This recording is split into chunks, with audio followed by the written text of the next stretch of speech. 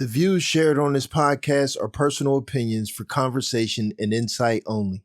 Guest perspectives are their own and do not necessarily reflect the views of Kalaj Dame or this podcast.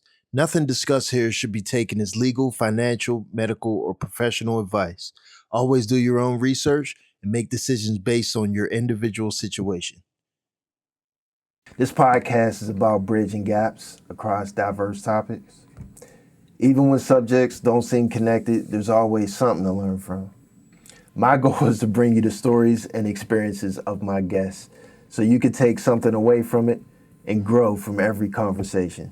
Also, you can find us on Spotify, the video actually on Spotify as well as YouTube, and we are on every single audio streaming site, wherever you get your podcasts. Please don't forget to subscribe, like, comment, all that other stuff. You said you're like a daddy's girl, right? Absolutely. My dad was my best friend. Like, I would call the house. My mom would answer the phone. I'd be like, hey, Mom. She'd be like, Tubby. Like, I'm like, well, I was going to say hi to you. Like, she knew immediately that I wanted to talk to him. Right. You know what I mean? That was my guy, yeah. The way the dynamic is in many Black families, women revere their sons. Yeah. Sons are coddled, women are raised. Black women we are horrible at coddling our sons.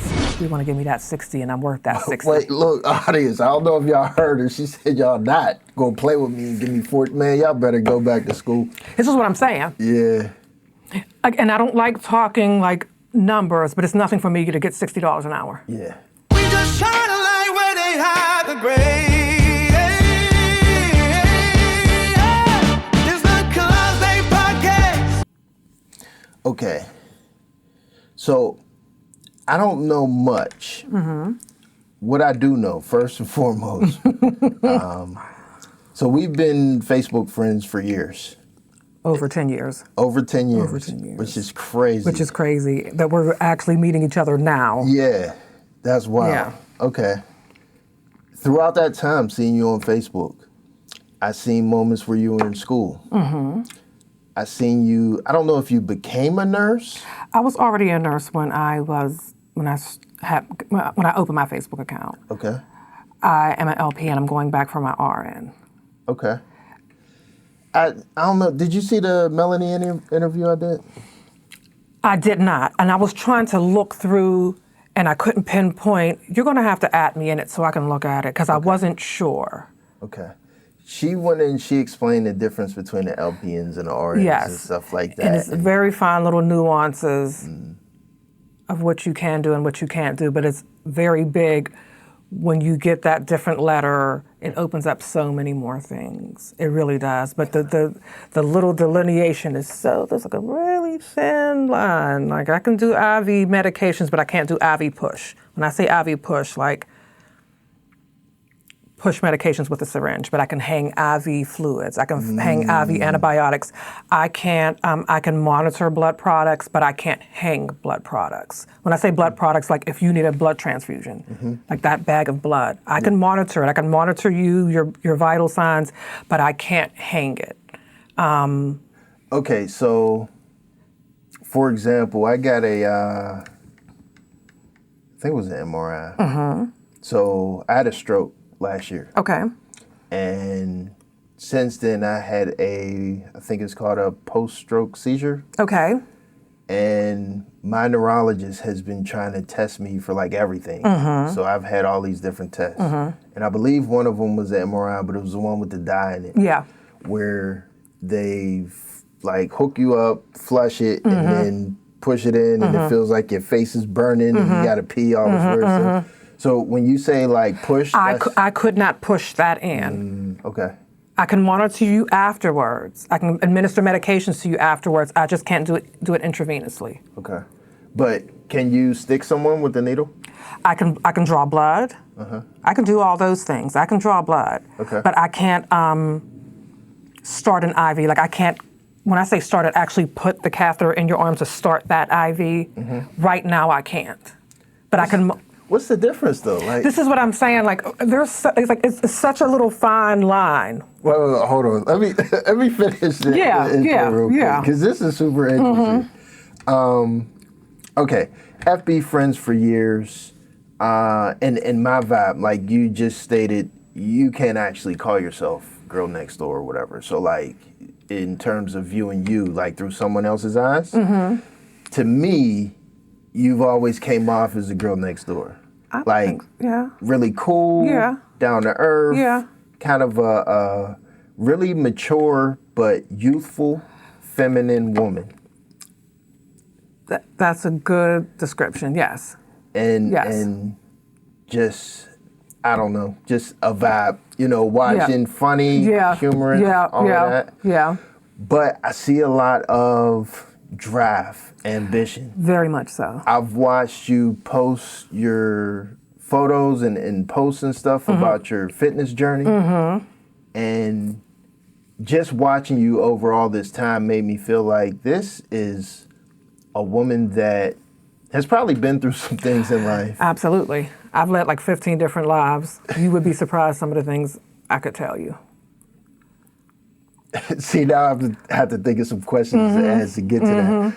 But within that, I feel like you have information, like a wealth of information to be able to share that might be able to help people, because there's people that are struggling to get fit, that are struggling to pay bills, to be good parents, to make it to the next level in their career, whether it's a nurse or whatever else, or go back to school. And these are things that like you're actually walking and accomplishing it. So yeah, it just felt like a no-brainer to bring you on a podcast. Because I was sitting there thinking, like, why did he want to talk to me? Like, not that I don't think I'm interesting, but I'm like, that plus I could kind of sense the social, I don't know if I would say butterfly, but to a degree, yeah. Yeah. Like once you get to know me, yeah. Like I can be standoffish, like with people I don't know, or in large crowds. But like in a more intimate setting, maybe. Like once I feel comfortable, yeah. Okay. Yeah. All right. So the LP and R. Okay. Yeah. Let's get back to it. Yeah. The difference between when I think about the like the push or drawn blood or whatever. To me, it seems like the same thing. Like, are they actually training you to do something different? And not to be whatever, I'm going to mansplain it a little bit. Okay, so when you're an when you're going to school for your LPN, so they're teaching you how to build the basement and the first floor, right? Okay.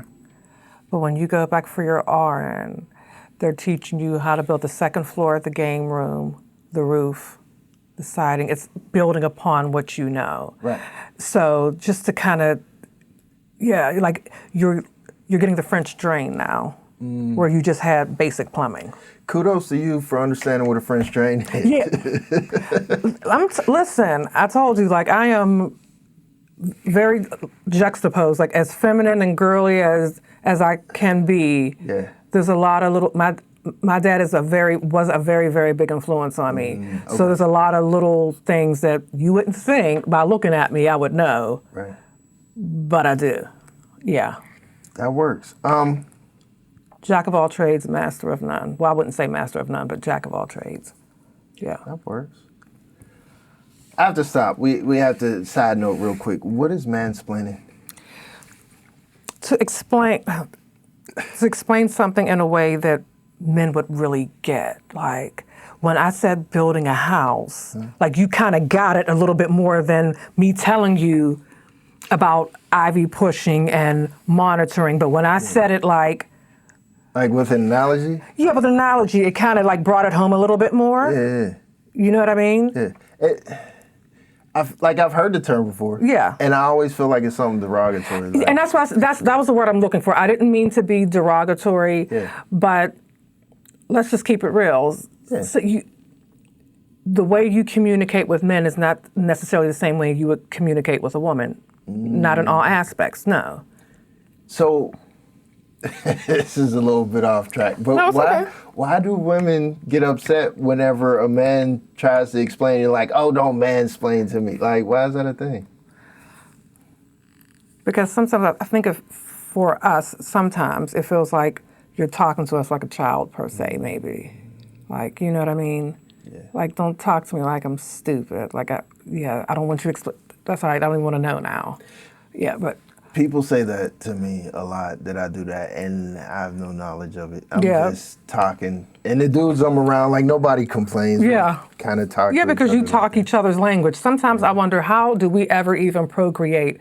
Because we are so different in how we see things. Yeah. And sometimes I could step back from my womanness and see us as women, like, we're insane. And I know I'm going to get a lot of blowback from women, but we're nuts sometimes. I had made a status on Facebook one day. I overheard a conversation, a couple talking, and the girl was on the other line, and she was just over-explaining about what store I'm going to go to this Giant Eagle, but, well, no, I think I'm going to go to Swissvale Giant Eagle, and I was going to get you some Greek yogurt, but I think you like Oikos better than that yogurt.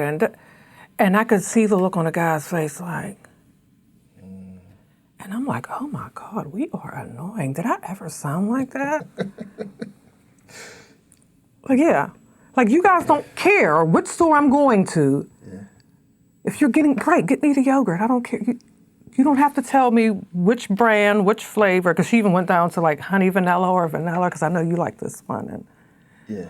I'm like, oh my God, like, he didn't need all that paperwork. Why did she give that to him? And have I done that? I probably have. Yeah, it's a thing for guys. We well, me specifically. Yeah. I almost have to numb myself to it, to where it doesn't bother me. I know it's coming. Yeah. And just kind of accept it like this is it. This is life. Yeah. And dealing with, women and their craziness, which I label as craziness, Yeah. but it's more like just dealing with the opposite sex. Yeah. Whether it's my wife, my mom, my sister, my daughters. It's just like, this is what it's going to be. This is what it's going to be. And Yeah. and I'm sure, vice versa. Yeah. The shoes on the other foot. I'm crazy to them too. Yeah. It fits. Yeah. All right, so we got the So we got the mansplaining thing. Yeah. Where we had the lower levels, and we're building on that foundation Yes. in the upper levels. So it's stacking more on top of what you already know. Yes, it's building on what I already know. And like for many years, like people would say, Chelsea, hey, would you go straight through for your RN or get your LPN first? And for years I said, oh no, go straight through for your RN, because see, I was supposed to do this 20 years ago. I was supposed to get my LPN, go right back. And of course, life happens. I got pregnant with my daughter. You fall in love, you have another baby, and things happen and life starts life, and you look up and it's 5 years later. And I can't go now because I also have an older daughter as well. They're 12 years apart. I had my first daughter when I was 16. Okay. So, well, let me just get the youngest into kindergarten. But then your kid's father goes to the feds. Okay, well now it's just me. Right. Now I gotta make it happen, because I'm used to a certain lifestyle, my children are used to a certain lifestyle. I have to make it happen, and I'm not one who likes to ask anyone for anything, which can sometimes be a flaw for me. Sometimes it's very hard for me to ask for help. Right. Besides my brother, I'll ask him anything, because it's just me and him. But I was supposed to go right back. And life happens, and you look up, and it's 20 years later. But anyways, I digress.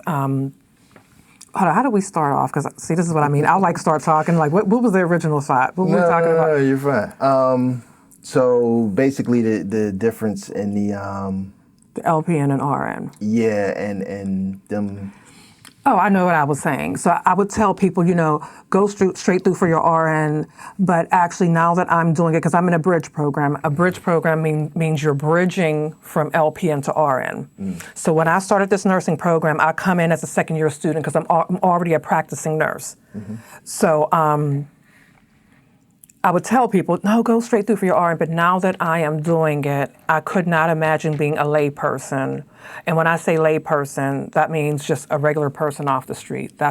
And we use that terminology in progress notes and nurse's notes, layperson. It's just what it is. It's not anything derogatory. It's just when you're not a medical professional, you're kind of considered a layperson. Okay. But I could not imagine going into a nursing program as a layperson trying to memorize nursing terminology, little abbreviations we use, medications, how to even pronounce them, the brand name versus the generic name. There's all these little different layers that when I came in, like these young girls, they don't know any of, like they were just learning this and they're still trying to get it to gel.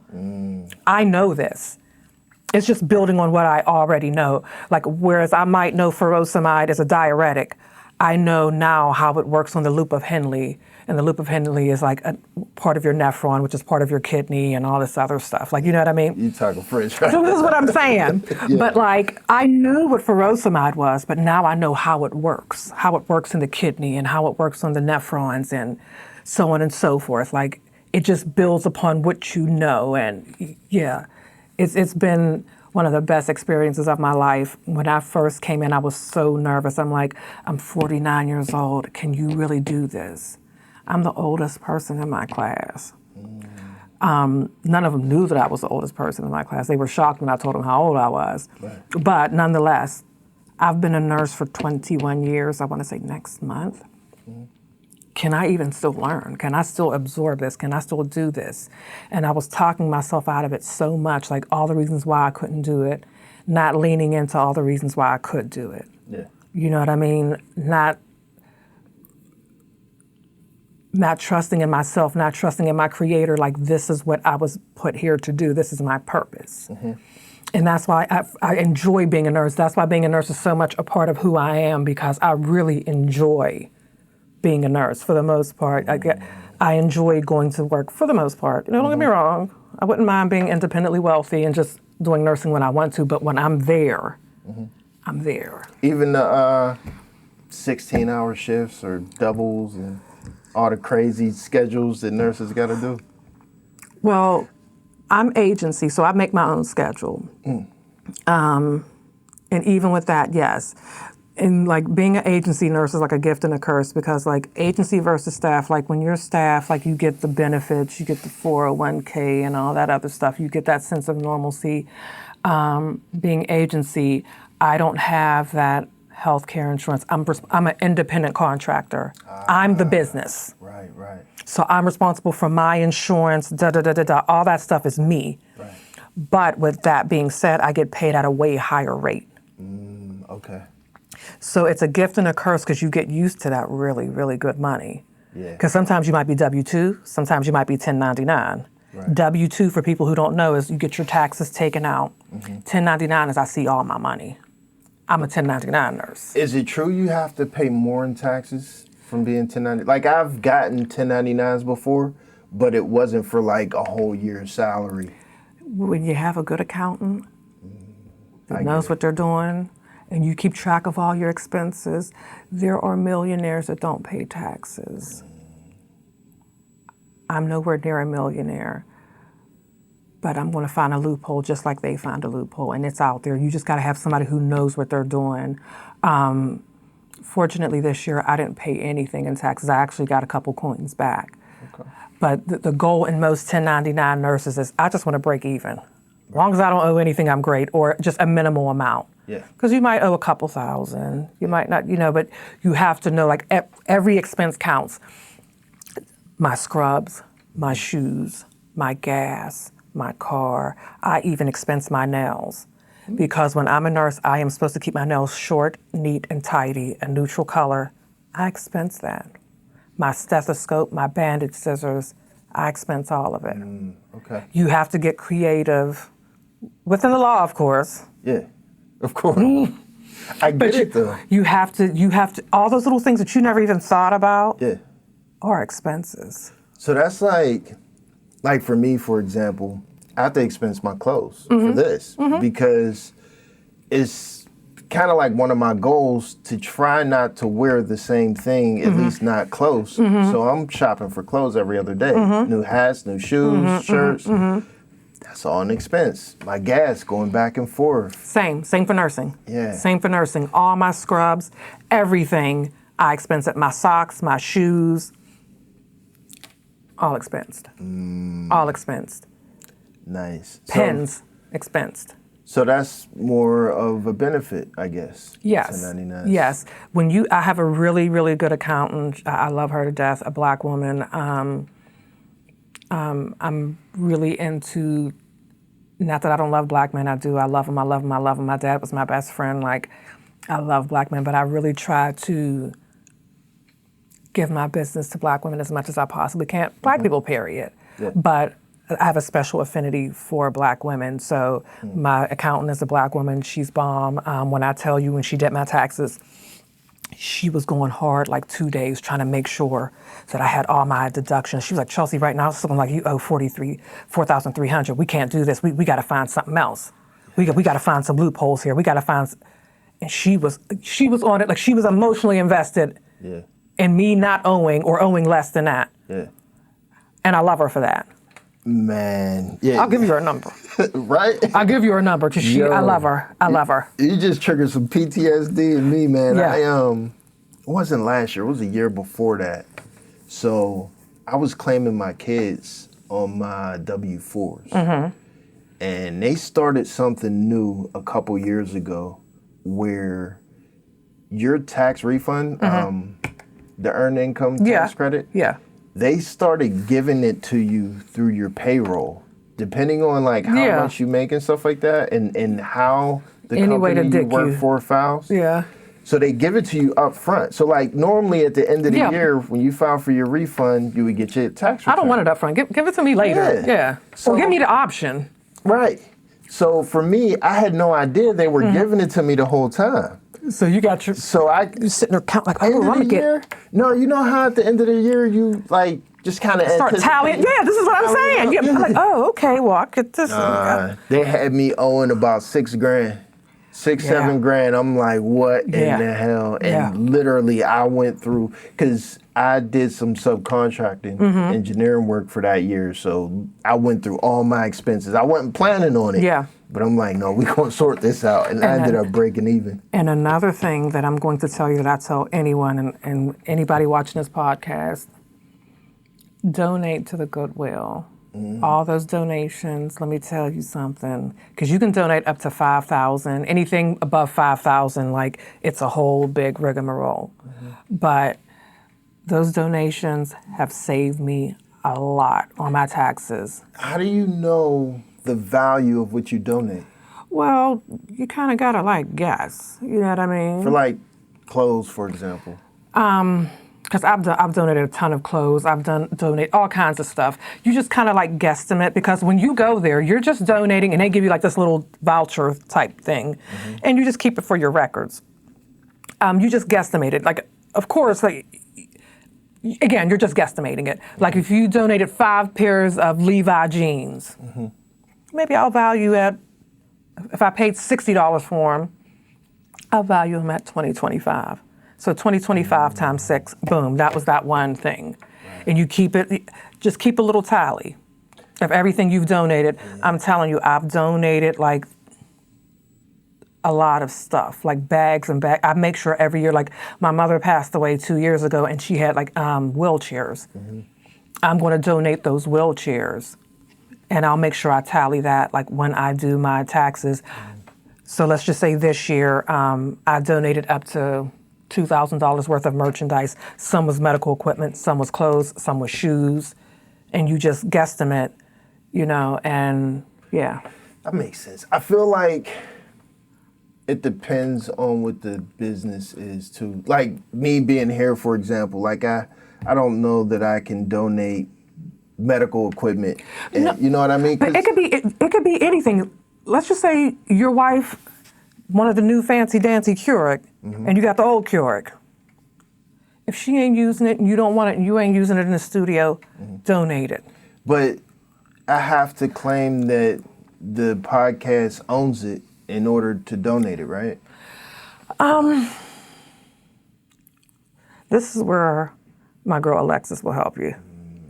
All those little nuances, I don't know, but she'll know. And she'll tell you what you can and can't do. And maybe I don't know if you and your wife filed together or separately, maybe she can use that on her. I don't know. Mm-hmm. All those little nuances, she'll know. Right. She'll tell you exactly what to do and how you can claim it. Right. Because she'll find a way that you can claim it. Got it. Make sure I give you her number. Yes. I'm telling you, I've given her number to quite a few people, and everybody has been very happy with her, and the ones who didn't use her are crying right now. I want to dive into who Chelsea is. And I figure I would start with a part of what you text me. You grew up with both your parents married? Mm-hmm. Mm-hmm. And like, to me, I feel like that kind of helps tell the story of like the Chelsea that I know, that I understand. Yeah. Like, you said you're like a daddy's girl, right? Absolutely. My dad was my best friend. Like, I would call the house. My mom would answer the phone. I'd be like, hey, Mom. She'd be like, Tubby. Like, I'm like, well, I was going to say hi to you. Like, she knew immediately that I wanted to talk to him. Right. You know what I mean? That was my guy. Yeah. I get it. They were married for 40 years before my dad passed away. And interestingly enough, my mother and father died on the same day, 7 years apart. Wow. Yes, my parents, my mother was married straight out of high school, 18 years old. Mm-hmm. Married my father. They had me and my brother. It's the only kids my dad has. And like, when I tell you my father died, my mother, like, she missed him every day. And she's, I just miss my husband. I want to see my husband. And when I tell you, like, it's really like, you see things like that in the movies about like how people, like, this couple was together and one died and the other one came and got them from the afterlife and all that. I was literally there holding my mother's hand when she passed away, and you cannot tell me that my father didn't come get her. You know, they died 7 years apart, and I don't know if you know anything about numbers because I'm into that kind of stuff too. Literally. 7 is the number of completion. Right. They died 7 years apart on the same day. Right. You know what I mean? So I adamantly believe that my father came and got her. One of the last lucid things my mother said to me is, she said, I miss my husband. I want to see my mom. I said, enough said, Mom, because she wanted to go on hospice. I said, enough said, we'll go on hospice. I'll do whatever you want to do. After she said that, I got it. You know what I mean? Right. Yeah, so. But yeah, my parents were married for 40 years before one passed away. Yeah. Wow. Yeah. How important is that, like that nuclear family structure to you? Very, very important. That's something I beat myself up about all the time, but that's not something I was able to achieve. My this is what I grew up with. I had a very Brady Bunch type like upbringing. My parents were married. My dad got up on Sundays and made omelets. You know, he worked 2 jobs so my mom can stay home to raise us. She didn't start working until me and my brother got a little older, and we were able to like safely be like kind of latchkey kids. Me and my brother are 5 years apart. I'm the baby. But he worked 2 jobs so my mother can be a stay-at-home mom. All my aunts and uncles were married. This was the standard growing up. Yeah. So me not having that, and not only not having that, doing it twice, having 2 children out of wedlock, 2 different fathers, and that's not that anybody in my family made me feel some kind of way about it. I made me feel some kind of, because that's not what I was, and nothing against anyone who parents weren't married or have children out of wedlock, because I have that. But that just wasn't the standard for me. That's what I wanted, what my mom had, what my mom and dad had. Right. Because I had a bomb-ass dad, a great upbringing, like all our family, like all the sisters, because there was like 7 siblings altogether. But I say there was 5 sisters. When I say sisters, I mean my mom and all her sisters. And every summer, we would all go to Virginia Beach. We would all rent beach houses. Wow. And go to Virginia Beach every summer. All the kids, like all the sisters, the cousins. We had a very tight-knit family. I can remember going to my aunt's houses. I had clothes there. Like my thing was strawberry shortcake. So I had my strawberry shortcake toothbrush, towels, everything at my Aunt Susie's, at my Aunt Janice's.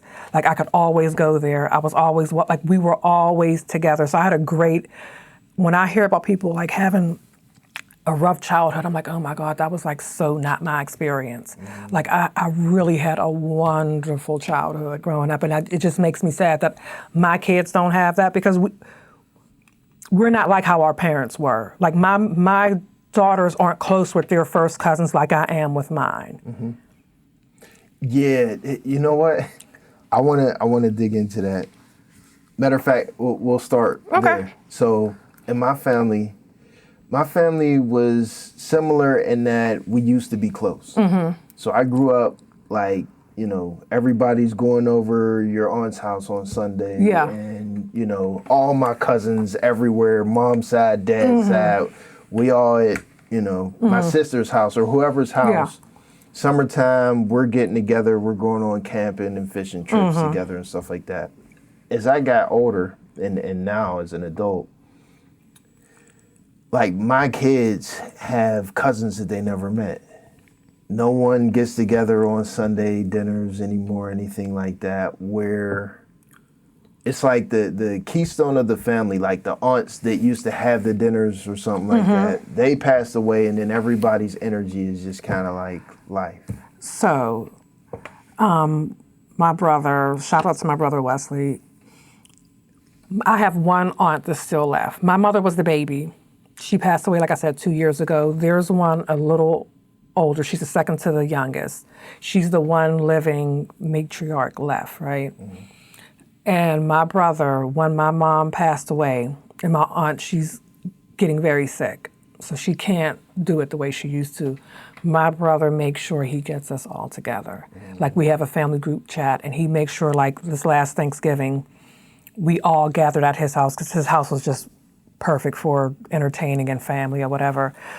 We all brought a dish and we had Thanksgiving at his house. Before that, like he'll just have an impromptu, okay, does anybody work on this weekend? We're all gonna have a cookout at my house. Everybody brings something. He makes sure we get together. He has really become that person to make sure we all get together. If my brother didn't do it, we probably wouldn't see each other as much as we do. So he has really like taken it upon himself to make sure we get together.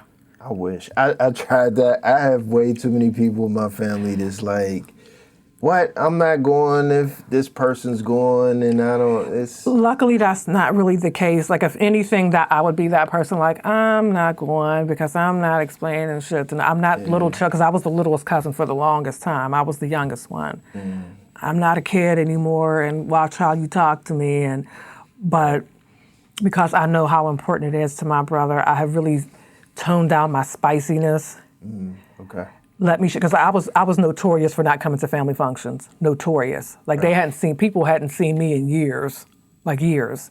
I would make sure like I went to every like fifth or sixth family function. I came just enough that you was happy to see me, but not enough that you were familiar enough to talk crazy to me or ask me too much about my personal life because I'm grown now. But now I've kind of like softened up a little bit, like, I know it's important for my brother for me to be there. Yeah. So I make sure that I'm not working on those days. I make sure that I am there. I am, as I'm getting older, it's starting to be very, very important to me to be a woman of my word. Yeah. Because I would have the best intentions on doing something, but I would flake out. And it might be the best reason in the world, but I'm trying to stand behind what I say. If I say I'm going to do it, I'm going to do it. Because it's very important for me to be a woman of my word, like to have integrity. And when somebody knows when they're talking to me, oh, this is what it is. And if she said this is what it is. You know what I mean? If she said she's going to do it, she's going to do it. I get it. So you mentioned your mom was a stay-at-home mom when you were younger. For a while, yes. So, all right, maybe I'll try to explain my dynamic first.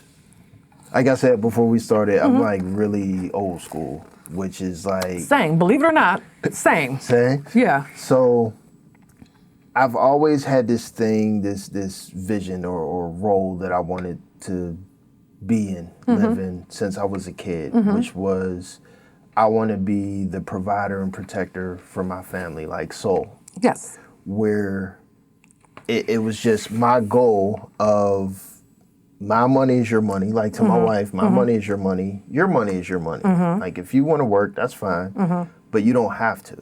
I love that for her. She doesn't like it that much. I love that for her. She is such a, she's going to hate this. I talk about her every podcast, and she sees it like, quit talking about your wife for the podcast. But she has this thing where she needs to contribute because, like, she's like equal partner, and I get it. She sees me like working hard. I'm doing the podcast. I'm doing all these things, and she's like, you know, I see what you're going through. I want to help. I want to contribute to lighten the load. And I'm like, chill. Like, I was built for this. Like, just let me do it. I love that. But there's people that hate it though. I love that. I'm not one of them. I'm not one of them. I'm not. I'm guessing, and maybe I'm wrong. Is it just because of how you were brought up, or is it because you've worked so hard, like by yourself, that it's like, I don't want to? I think it was because of how I was brought up. That would be my guess. If I were to get married tomorrow, I would probably still go hard and work, unless like it really started causing a rift in my marriage, and then I would pull back because first and foremost, my marriage would be very important. My bond with my husband would be very, very important. So if me working all these doubles was causing a rift in our relationship, we would have to sit down and talk about it, something we could both live with. Right. But I love being able to contribute. I love being able to go out and buy what I want to buy when I want to buy it and not have to ask anybody for anything. That's the thing. I like nice things, and I don't expect you to buy it for me. And that's usually the argument I get from like other people that you know, say a wife or a woman, girlfriend, whatever, should have her own money. And the part that I have an issue with is I don't want to have to ask anybody for money. So like, to me, I look at it like the money that I make isn't my money, it's our money. Yeah. And it's simply because I wouldn't be able to make this money if I didn't have my wife at home doing all this stuff. Yeah. So it's like a machine. Yeah. That, you know, I get it. Small parts work together for the overall goal. I get it. That, I don't know. The whole 50-50 thing, that doesn't make sense to me either, because it doesn't utilize or take into consideration different people's strengths. This is true, but I think with our economy right now, with things being so expensive, like right now, sometimes especially right now, like I put not even a whole tank of gas in my truck, and it was like $80, $90. Like, I have a Grand Cherokee, but I don't have a Wagoneer. I don't have a Hummer. Like, it shouldn't be that much. But this is just gas. Yeah. So, like, right now, 50-50 might be a reality for a lot of families. Yeah. I understand it. Like, I'm not against it to the point to where it's like, oh, nobody should do it. Yeah, but you just... Like, if you don't have to.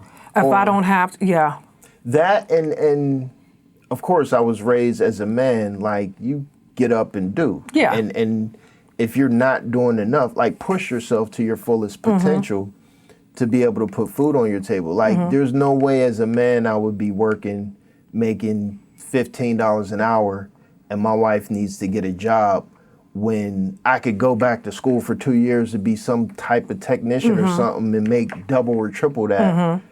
I would do that. Okay, work now, but in 2 years, I got this. I got this, There would be no, I'm just going to chill at this job and we going to work and pay all the bills together. That I don't understand. Yeah. I love that. I love that.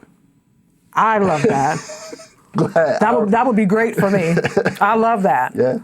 I appreciate that. It feels like there's not many people to appreciate it. I love that. Unfortunately, that's not my reality. It's not a lot of people's reality, especially with what I do. Quite often, I make more than someone I may or may not be dating. And that can be very emasculating sometimes. I don't make it an issue, but for a man, like, you want to be the provider. Yeah. You want to be able to do these things for your wife, woman, girlfriend, whatever. Yeah. And I don't know how I would feel as a man if my wife, woman, girlfriend was making double, maybe even triple what I make. That is difficult. And see, I don't make it an issue in my relationships. I don't make, like, I've had relationships where the guy I was with had a lot of money. and it felt like it was a trade-off. You have the money, and it's like a power thing. Yeah. You know what I mean? And it seems like it gives them, and not all men, I'm not putting you guys in a, but I know in my past relationships, when I was with someone who had a lot of money, it gave them free rein to do what they wanted to do.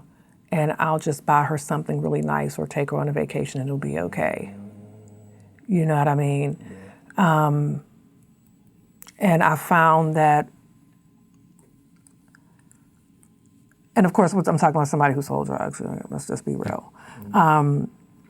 When you're with someone who works for what they have, it's just a different type of man you're dealing with. When you come home and you're tired, Yeah.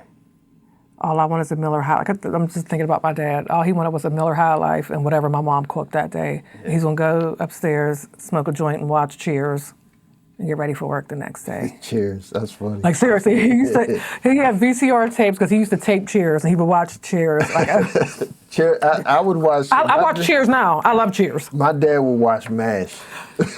My mom was MASH and Barney Miller. See, we're really dating ourselves. Like, probably half the people who's going to watch us like, who the hell is Barney Miller? Right. What is that? That's hilarious. But I don't mind dating someone who makes less than me. I don't make it an issue. Like, my thing, as long as you're bringing something to the table and you're not taking away, we're good. Yeah. So you could see yourself as like the breadwinner, stay-at-home dad. Mm-hmm. No. You couldn't do that? I don't know if that would work for me. Like this? Well, see, I don't have little children, so you being a stay-at-home dad is, my baby will be 21. So you're staying home doing what? Yeah.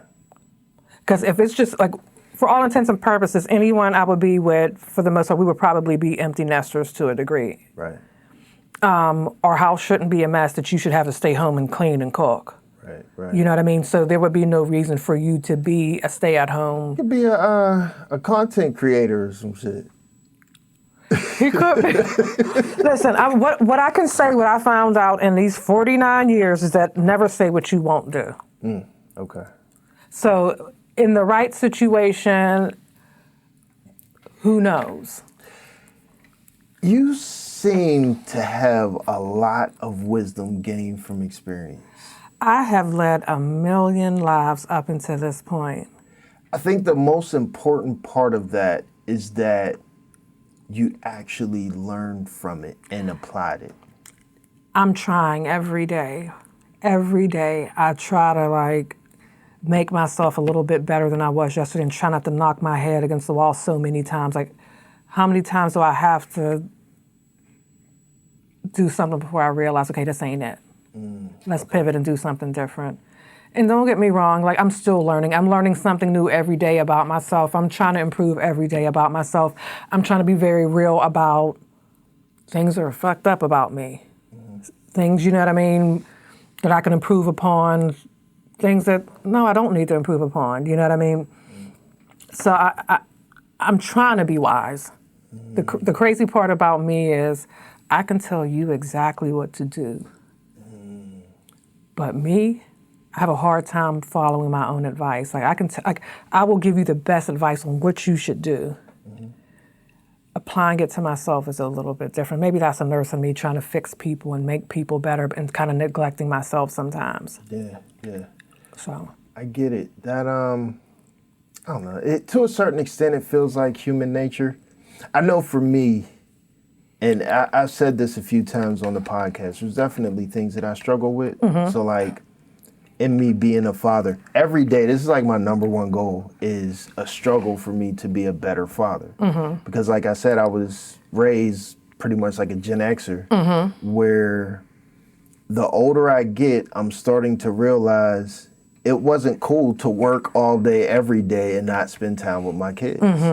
And still to this day, I keep myself busy with a lot of different things. And, there's a lot of days that go by and I'm working till 12, 1 o'clock. My kids go to sleep and it's like, damn. I missed another opportunity. Exactly. And that's almost like an internal war of me trying to improve. Dude, fix it. You got to fix that. You got to fix that. Some of my best memories of my dad is just me and him doing just the most mundane things, but I remember it. Right. It didn't have to be Disney World. I remember me and him just going to this Chinese restaurant and having Chinese food and like having tea like from like the little porcelain teapot. And I remember that with my dad. I could still taste the tea. Wow. I remember just me and my dad, no one else. It wasn't some fancy dancy Chinese restaurant, but it was me and him. Right. Right. That's it. And it don't have to be nothing crazy. Like, I know you fish, even if you just took them fishing or whatever it was. If y'all had movie night and it was just y'all, well, whatever. All those little things, I'm telling you, they remember that stuff. They remember it. I don't remember the tennis shoes he bought me when I turned 16 or whatever, but I remember going to tea with him. That's the reason, one of the main reasons why I enjoy doing this podcast, because I've always wanted, like, I'm the kind of guy that gets on Facebook and I'll see you post a bunch of things and I'll want to jump in your inbox and like, yo, what's going on? Like, have a conversation. And you can. Well, okay. So And you can. You would, but there's other people that's like, what, weirdo? Like, You'd be surprised how many, no, I'm not going to say how many, because there's a lot of jumping in my inbox for other reasons, but there are a group of guys that will just ask me generalized questions, or they really want to know, hey, XYZ, or I do have quite a few, and you know some of them. And we chop it up like that, and it ain't nothing but that, a friendship, an exchange of information. Oh, what do you think as a woman, or XYZ, oh, okay, this is what it is, this is what it ain't, no, you wrong. I feel like you're the exception, though. I probably am. And I think it was because of, and not to stop you, I tell anyone, a daddy's girl is a different kind of woman. Yeah. You just grow up differently. When you have a strong relationship and a strong bond with the first man that should have ever loved you, and you have that, and you know that, you look at men differently. You look at relationships differently. I don't have hang-ups with men like some women do, because I know there's good. I know there's bad. I know what a real man and a real father looks like. I know what love looks like. I don't need you to love me. I know my dad loved me. He told me who I was and who I could be, and he let me know that if I wanted the sun, go get it. You can get it. It's yours. You know what I mean? So I don't look for validation in men and in relationships the way some people do. Don't get me wrong, I have my relationship hang-ups, but that's not what, I don't think all men ain't shit and all men, because I know that that's not true. I have great uncles that were providers and loved their wives and provided for their children. I have a dad that was amazing. My brother, who's a great man, a great father. I know that exists. So maybe my picker was just off. You know what I mean? But again, I'm probably an exception to the rule, but I just think because I grew up so close to my dad that my view on men is just different. Yeah, that makes sense. It sounds healthy, like well balanced. Yeah. It kind of sheds light on the conversation of, like even my situation, men working too much, not contributing enough. As they say, I forgot how they describe it, but like the man goes back in the cubby hole in his man cave and disappears all day, like that type deal. Deadbeat dads walking away and stuff like that, how it contributes to the disruption of families in general. And that's one thing I'm sad about with my girls, that they won't ever have that relationship with their, well, my oldest, she's 32. Her dad has had issues with drug abuse, so on and so forth. So she won't ever have that relationship. She's an adult now, with her own children. My daughter, she has a better relationship with her father, even though there was some disconnect, like with him being in a federal penitentiary, things like that. But it makes me sad for my girls that they won't know a father's love the way I did. Now, my dad was very much a girl dad. He was a girl dad before the Kobe thing. Like, he was the original girl dad. So he doted on my daughters like he did with me. So they kind of got a little glimpse of it, but not nearly like I did. Do you see a difference in them from, like, you? Like, yes. Personality and stuff? Like, where that difference would have mattered? Yes. Yes. My oldest, she's very, I call my girls my lion and my lamb. The oldest is my lamb. She's very docile. And my oldest, she doesn't give people a shot. Like, you know what I mean? It's hard to get a second chance with her. And I think there's just certain things that you just get from having a dad, like a security you get from having a dad. I don't know. I just think having a father there would have just made them different to a degree. Because I can only give them so much, because dads are very much important to little girls. It's always like, oh, dads need to raise their sons. No. Girls definitely, especially nowadays. Yeah. Daughters definitely need their dads. They definitely do. I would not be who I am, and not that I'm perfect, but I would not be as strong as I am today without my dad. Right.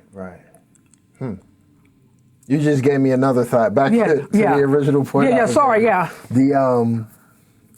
The conversations that I have here, they help me to be so much of a better person. Like it triggers my thoughts, and I go home and I have like questions and conversations with my wife, and like new goals achieved, and you know, I go to my vision board. That's this is what we're working on tomorrow. I gotta make me a new vision board. Thanks for reminding me, because I have the poster board in my bedroom. I need to make another one. Vision board is important, man. Manifesting all that, Not so much now, but I used to spend every night just before going to bed. I have like this wind down period where I would go through like Redfin or Zillow and just look up like houses from like 800,000 and up. Like, baby, what you think it is? Listen, the truck that I have now, I'll never forget. I was leaving work like 2-3 years ago, and I saw this brown Grand Cherokee, because I've always loved Cherokees. Even when I was like 13, 14 years old, I always said, when I get grown, I'm going to have me a Cherokee, and I'm going to blast reggae music all the time. Is that the one, I think it was blue, you posted on your Facebook? That was the other one. Okay. That was the other one. But I remember leaving work one day, and I saw this brown Grand Cherokee, and it had tan leather interior, and I remember snapping a picture of it. I'm like, I'm going to have that truck one day. I literally bought the same exact truck 2 years later. Wow. Like, it was crazy. And I was going to my truck one night, and I was damn near parked in the same spot as that truck was 2 years prior. And I'm like, wait a minute. You didn't realize it? Not initially. I'm like, wait. And I went through my camera roll. I'm like, oh my God, this is the same truck. Wow. So with that being said, like, I'm definitely into doing things like that. Like that blue Cherokee, I don't know, like blue is a little loud, but I like it though. Okay. But I'm very much into looking at what I want and visualizing what I want. Like, even down to me going back to school for my RN, I've already started writing Chelsea Newby RN. It's like on everything. My binders say it, everything says it. Like, it's on my refrigerator, it's everywhere. Because everything starts in the mind. Everything, you know what I mean? That is... Everything started from a thought. Yeah. I want to add to that, because I think that is so significant, especially for the audience to get. So I don't tell this story too often. I'm an electrical engineer now, which I say in a few of my podcasts. How I became an electrical engineer is literally just working as a technician. And I got so good that other people around me started calling me an engineer, because I was doing the engineer work. And then I started believing it. And as I believed it, it was like, okay, I'm gonna just go back to school to get the degree. And even before I had the degree, I was going to my bosses, like petitioning, hey, I'm doing all the engineer work. You might as well go ahead and give me that title. So it was literally, I had the title of an electrical engineer before I had my degree, while I was still in school for it, all because I believed that I was, and like just manifested it. Like, that's how I acted, that's how I projected, and Absolutely. It was it. And that resonates with me, because for many years I was a department head. I ran the wound care department for a skilled nursing facility, and that's typically something a registered nurse does. I was a department head there for like 7-8 years, and I think that was one of the reasons what took me so long to go back to school, because I had a really nice job, had a nice little corner office. I made my own hours. You know, I made really good money. And I loved what I did because I love wounds. I love seeing things go from this to this. I worked with some amazing surgeons and plastic surgeons that I still keep in contact with to this day. And I think I got so comfortable. And I was doing a lot of the RN work. And even after I left that position, a lot of people, when they found out I was going back to school, they're like, oh, you're going back for your master's degree. And I'm like, no, I'm going back for my RN. They were like, are you fucking, what? Yeah. You mean to tell me all this time? Yeah. You don't know how many times a day I hear that when they see me like with my laptop or I say something about school. And the first thing they think is that I'm going back to be a nurse practitioner. Right. And when I tell them, oh no, for my RN, they're like, yeah. But I've been doing the work for so many years and not getting paid well, but not getting paid what I should have been getting paid. Right. All within my scope quite naturally, but just I had a really good skill set. I work in a certain kind of way. I'm professional in a certain kind of way that, not that saying LPNs are professional, but there's just a different level. I get it. I definitely get it. You just look at things more critically. That's the other thing about going back to school for your RN. You look at things more critically than you did prior to. Right. And I felt it immediately after I started going to school. Like things that I would have just looked at one way, I was looking at it completely different. So there's a narrative that school, college, whatever, is not important. It's a scam. Lies, garbage, and trash. You don't agree with that? No. To some things, maybe. But see, this is not the era of you can be grandfathered into jobs anymore. Yeah. The job that my dad had at a nuclear power plant, you need, I forgot what kind of degree you need now to have. He got that job straight out of high school. The days of you just getting grandfathered into a good job, or you, don't get me wrong, there's some nepotism that goes on too, or you getting a good job because you just know someone, yeah, you might get that job, but you got to have those papers to back it up too. It's not like how it used to be. So to a degree, and I'm not saying schools, like when I say school, I mean, it could be a trade school. I'm not saying it has to be college. I'm not saying Yale.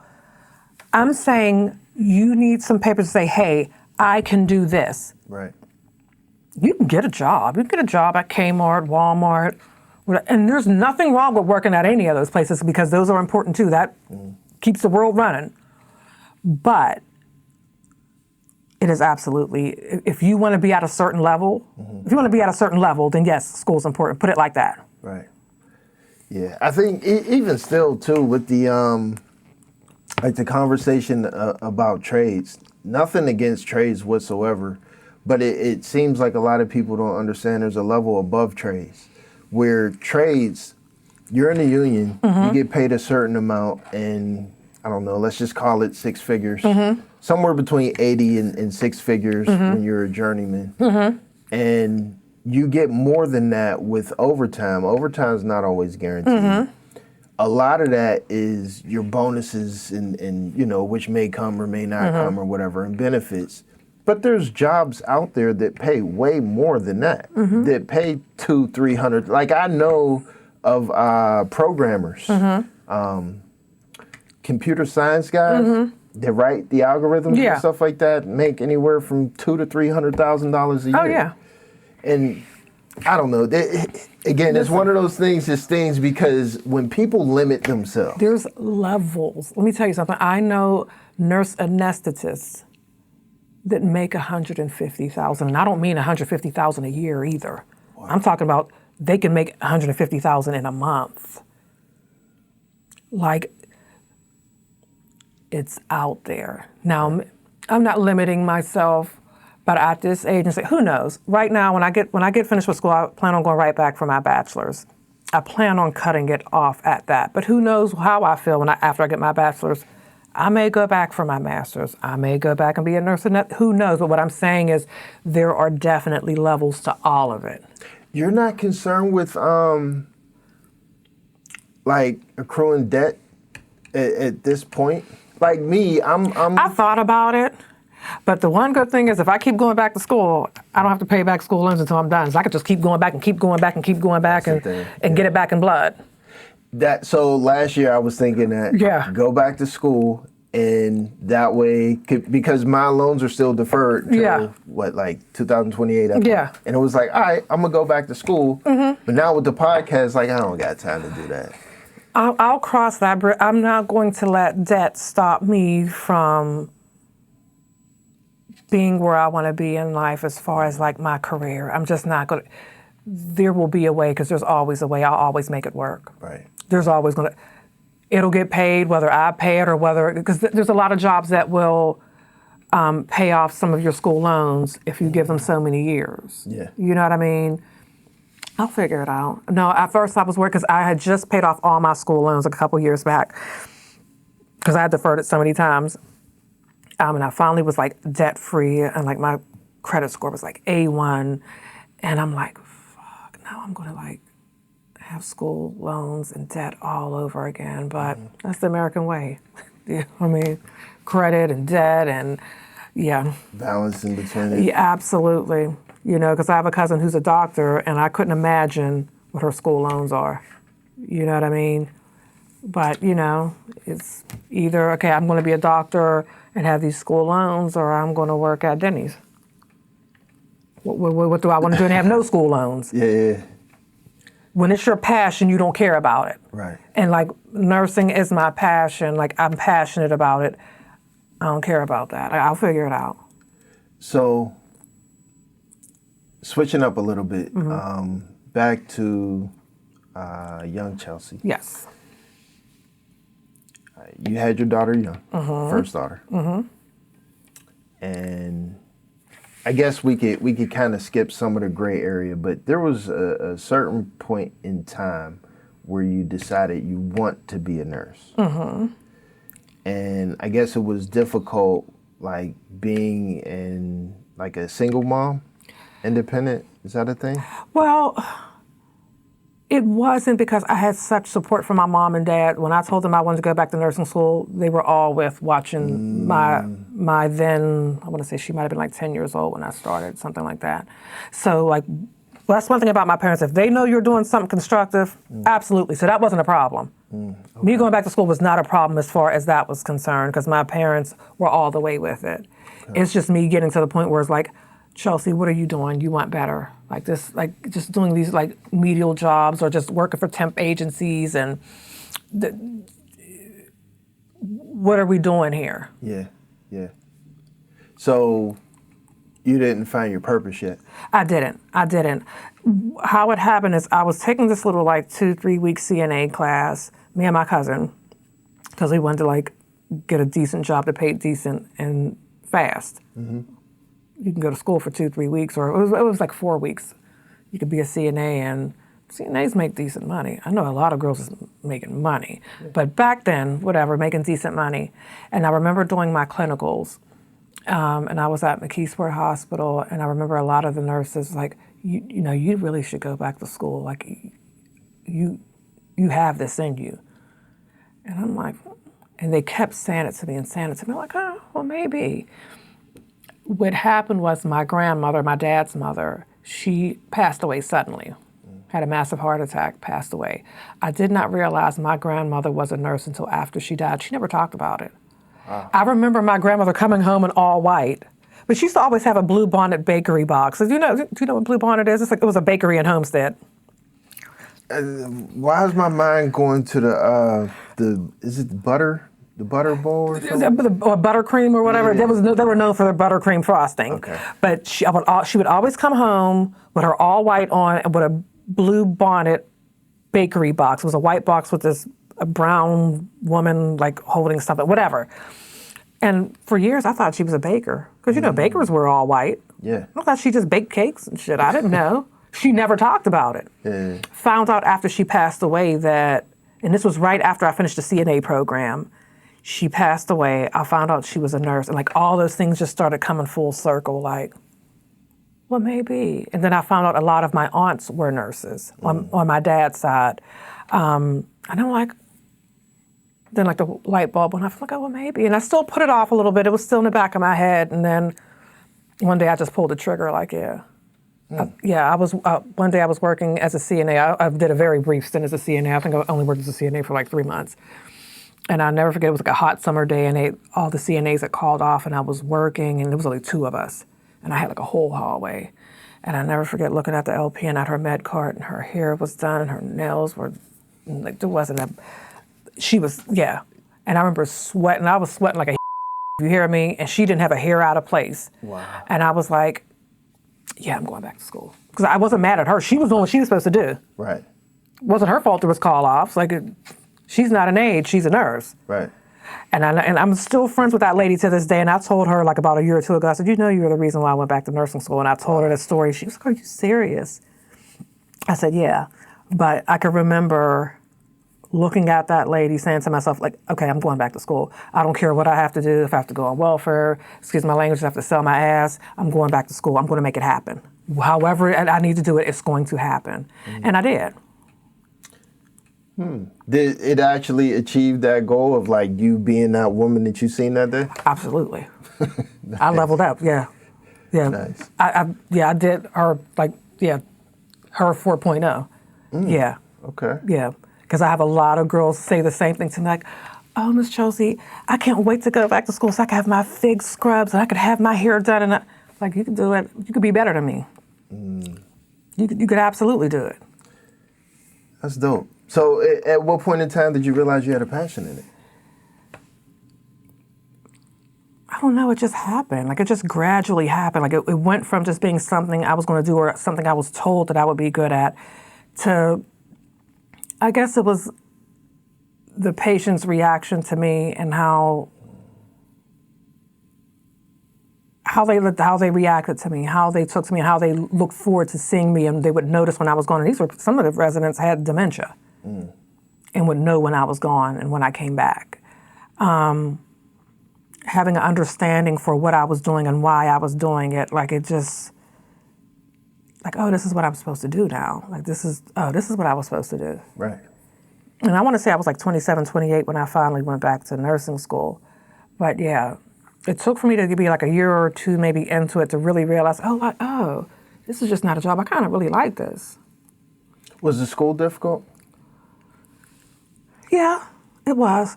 I could remember it being more difficult than going back for my RN now, and that sounds crazy. But again, you're talking about someone who came off the street knowing absolutely nothing about the medical field. So quite naturally, it would be harder for me versus me coming into it already having that knowledge base, like having that foundation. Yeah, I feel like I can add to that. Like I remember, when I first went back to school, I think I was 34, maybe 34, 35.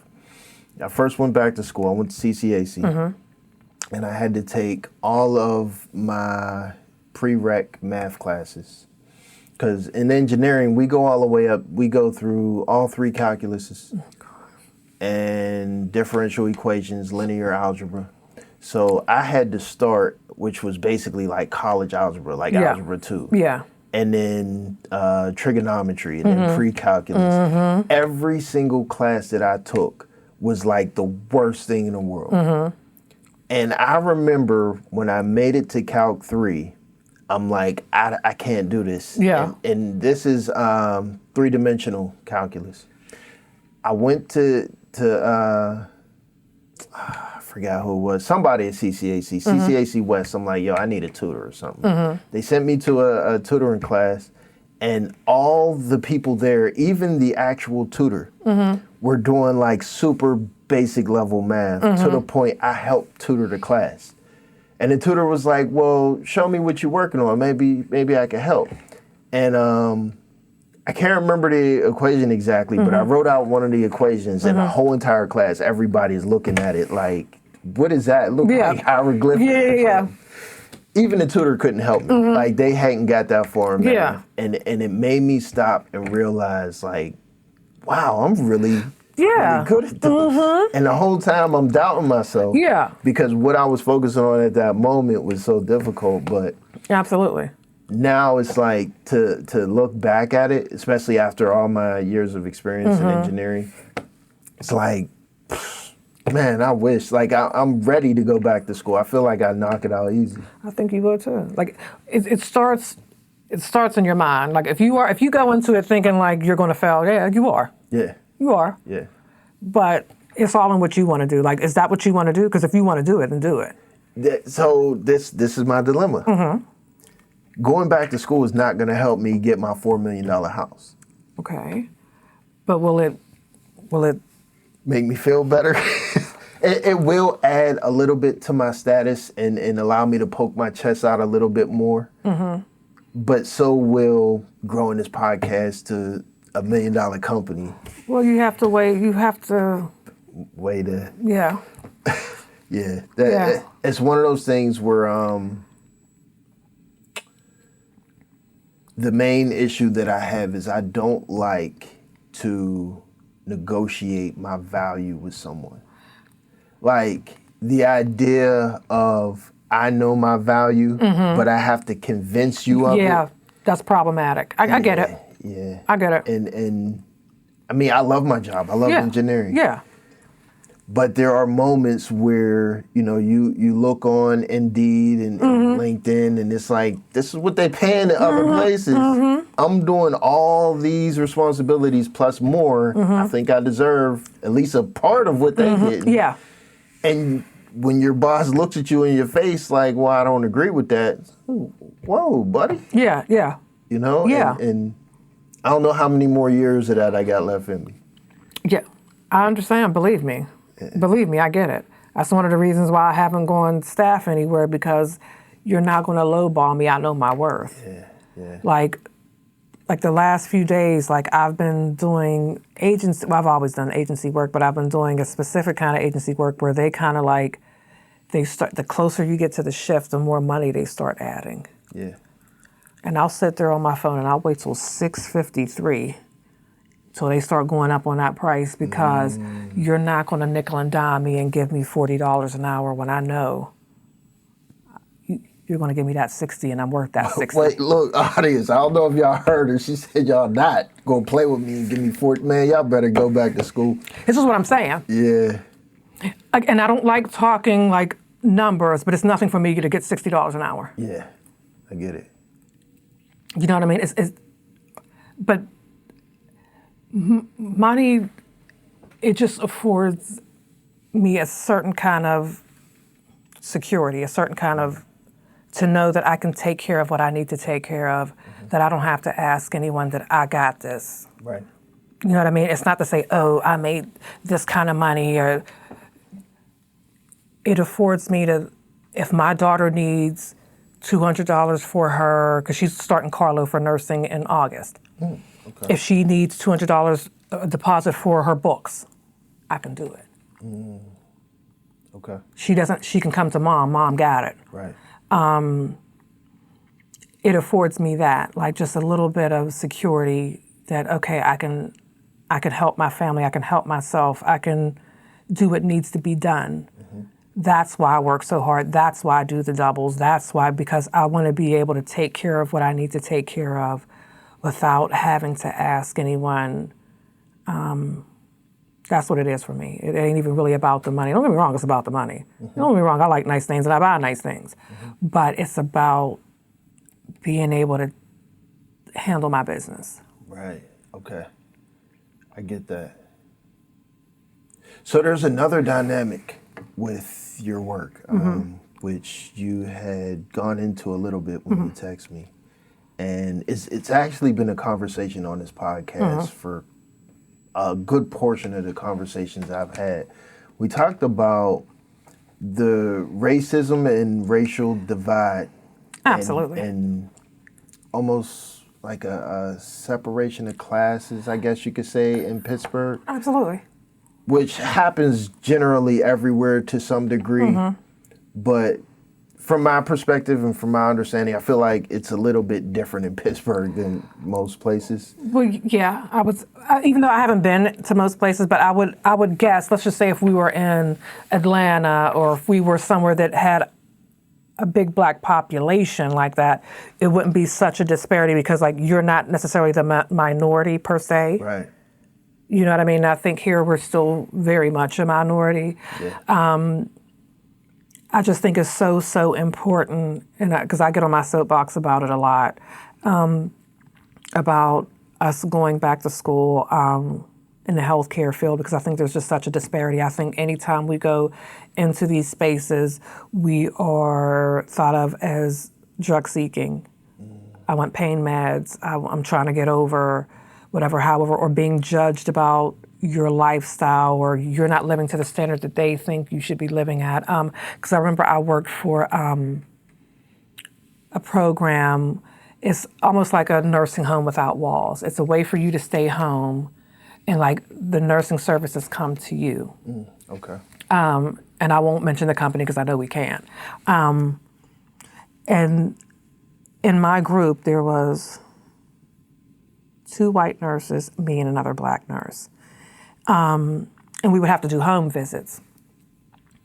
And I can remember like nurses going to go visit so-and-so and talking about their house. Oh, well, their house is this, and oh, I didn't even want to go into that neighborhood, and I don't know why they keep sending me over there, and da-da-da. And the way they were, like, and then I would go there, and I didn't have, like, they would be very standoffish about what they needed with that person, you know, with that nurse. Whereas I come in, and if it's somebody that looks like me, I feel more comfortable. I'm not judging you when I walk in. Right. Because my cousin's house looks like this, my aunt's house may have looked like this, or whatever the case may be. Right. And I think there's a level of comfort when you see someone who looks like you and you respond to them different, and you're more comfortable sharing what's wrong, how I'm feeling, without feeling like they're judging you on how I look, how I live, or are they thinking I'm lying? Because you go into the situation already, what's the word I'm looking for? Like prejudice? Yeah, stereotyped. Because I would never forget, I was at a clinical site, and one of my patients was a young Black girl. Now, this was one of my statuses a few weeks ago, and I walked in, and I introduced myself, and I said, "Hey, I'm Chelsea, I'm your student nurse today."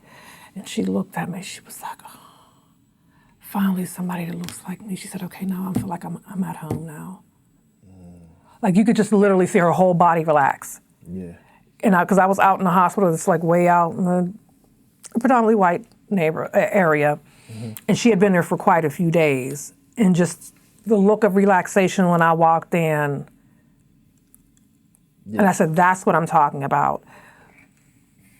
We need more," and not even just nurses, physical therapists, speech pathologists. All those things are important. Nurses, doctors, all those things are important to be represented, psychologists, whatever.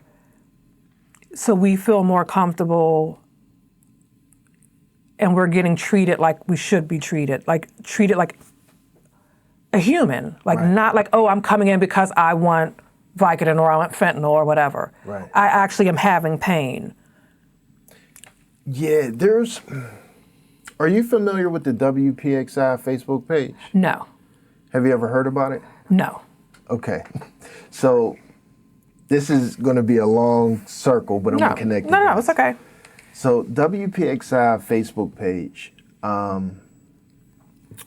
whenever they post any news story that involves Black people in a negative light, the comments. Okay, I'm lying. I do know what you're talking about. Sometimes no, because I don't look at the comments for that reason, because I've seen it and I'm like, oh my God, this is where I'm living. Yeah. And these are probably people I've walked past, I've been in contact with, and this is how you really feel. Yeah, yeah. And so there's a few conversations that I've had on this podcast about just the differences and the issues that we face as a Black community here. To me, to see it at face value for what it is, I always look to that WPXI Facebook page post where you are looking at, store owners, your neighbors, teachers at your kids' school, all these different people that, and I mean hundreds if not thousands, that are commenting crazy racist stuff Oh, the usual suspects. I guess who did it this time? Like I stopped reading because it was just too upsetting for me. So when you look at the schools, for example, so my kids go to school. I actually live like not even 5-10 minutes away in South Fayette. My kids go to South Fayette School District. You look at schools like that. You look at various jobs, almost every job, and you think about the percentage of black people in Pittsburgh and surrounding areas. I want to say Pittsburgh specifically, we might be at like 23% or something like that. And even less, I believe, for Allegheny County. Okay. Or not shocking. Maybe it's the other way around. I didn't realize that. It's less than 30% for both, I'm sure. Okay. And this is like, according to the census, maybe 2020, 2021, somewhere around there. Yeah. When you look at those numbers, it makes it more clear exactly what we're going through. Where when my kids go to school, there is no familiarity. There is no, like you said, when someone sees you and it's, someone that looks like me. It's a feeling of comfort because we understand, our own struggles and we know how to treat and talk to each other. Kids don't get that, in an all-white school. Or a school that doesn't have many black teachers. Or even just any kind of diversity, period. There's like some Asians, some But still, Indians it's still and just stuff like a little... that. It's growing. Okay. But it still lacks black culture absolutely, yeah. completely. Because being Asian is more acceptable than being black. Yeah. Even post-COVID. Even Indian, I think. Yeah, absolutely. Yeah. I am just now really starting to understand. So it started when I went because my wife is from Detroit. Okay. It started when I went to Detroit and I got to see a black community full of middle-class black people. And it was the most beautiful thing that I had seen like ever. But it was culture shock to me. Oh, yeah. It was weird. It was like, what is it? What is this? Yeah. Yeah, it was extremely strange. And then that opened a light up to where I'm starting to look at myself like, am I being racist to my own people? I've had those moments. I've had those moments. Because, I mean, if you think about it, who wants to shop at the North Versailles Walmart? You know what I mean? That's the only. True. Yeah. It's the only relatively black Walmart we have. Yeah, but the white folks in there ain't much better either. True. Listen. True. And I don't say that in justifying. Yeah, I know, but no, I get what you're saying. Yeah, I get what you're saying. But it's almost as if this whole idea of, what did Saeed call it? Saeed from One Hood. I just interviewed him. Matter of fact, his episode is coming out this week. But he called it, is anti-black or something like that. Basically, some form of capitalism, white supremacy, anti-blackness was his narrative that he was explaining. But he's like, everybody has it. Like, even the black people are white supremacists. Yeah. And I say all of that to say that how much of that and how does that tie into what you experience as a nurse? Just down to like basic. I just feel like sometimes like their needs are addressed quicker than I've seen like my black patients. The doctor may be more responsive, and this could be the nicest doctor in the world, but they're just conditioned that like their needs are just a little bit more paramount. Because you got to figure, like, up until like the last 20 years or so, all the commercials were even just all white people. Yeah. So you're conditioned to think that they're more the norm, and let me just take care of them first, because like this is just what it is. Like, I don't even know if I'm explaining it right. No, I get it. Like we are. You remember the TV show Aliens? Yeah. the ones with the alien ship landed and they had the spots on their heads. And it was like two dudes. One was an alien and one was a normal human, and they were police officers. Vaguely. That's what it makes me feel like. It makes me feel like black people are aliens. Yeah. And it's like this in Pittsburgh, it's like this unspoken thing of like it's one of them. Yeah. And even when people say they're not racist, like you still kind of feel it. You still kind of are. To the point when I come across someone, a person that is not black, that has no sign of racism at all whatsoever, I'm blown away. Yeah. It's surprising. Let me tell you something. To find a black person that's not racist and that are woke. Black or white? White. Okay. They will go harder than a black person. They get pissed. The woke ones. The woke ones. Because I have two girlfriends, and when I tell you, they are so conscious of it's mind blowing. They are very like they know more about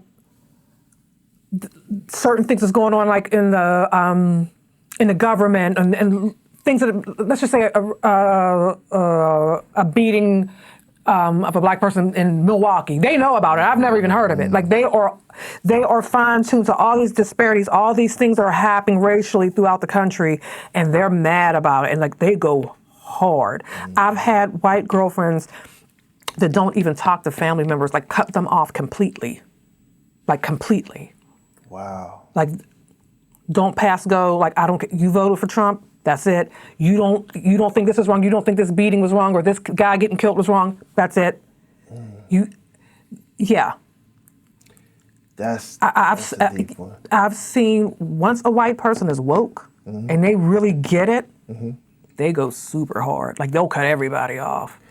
That's the thing too, right? I haven't seen many, but the ones I've seen, yeah. Listen. So I have all different types of friends. I'm a guy that just, everybody's friends. Yeah. I do have some friends that are like Trump supporters that kind of I have like black friends that are Trump supporters that still have that racist side towards their own black people. Oh, yeah. Some white friends, most that Trump supporters and stuff, most of them don't have that woke, like the ones that are not Trump supporters. Yeah.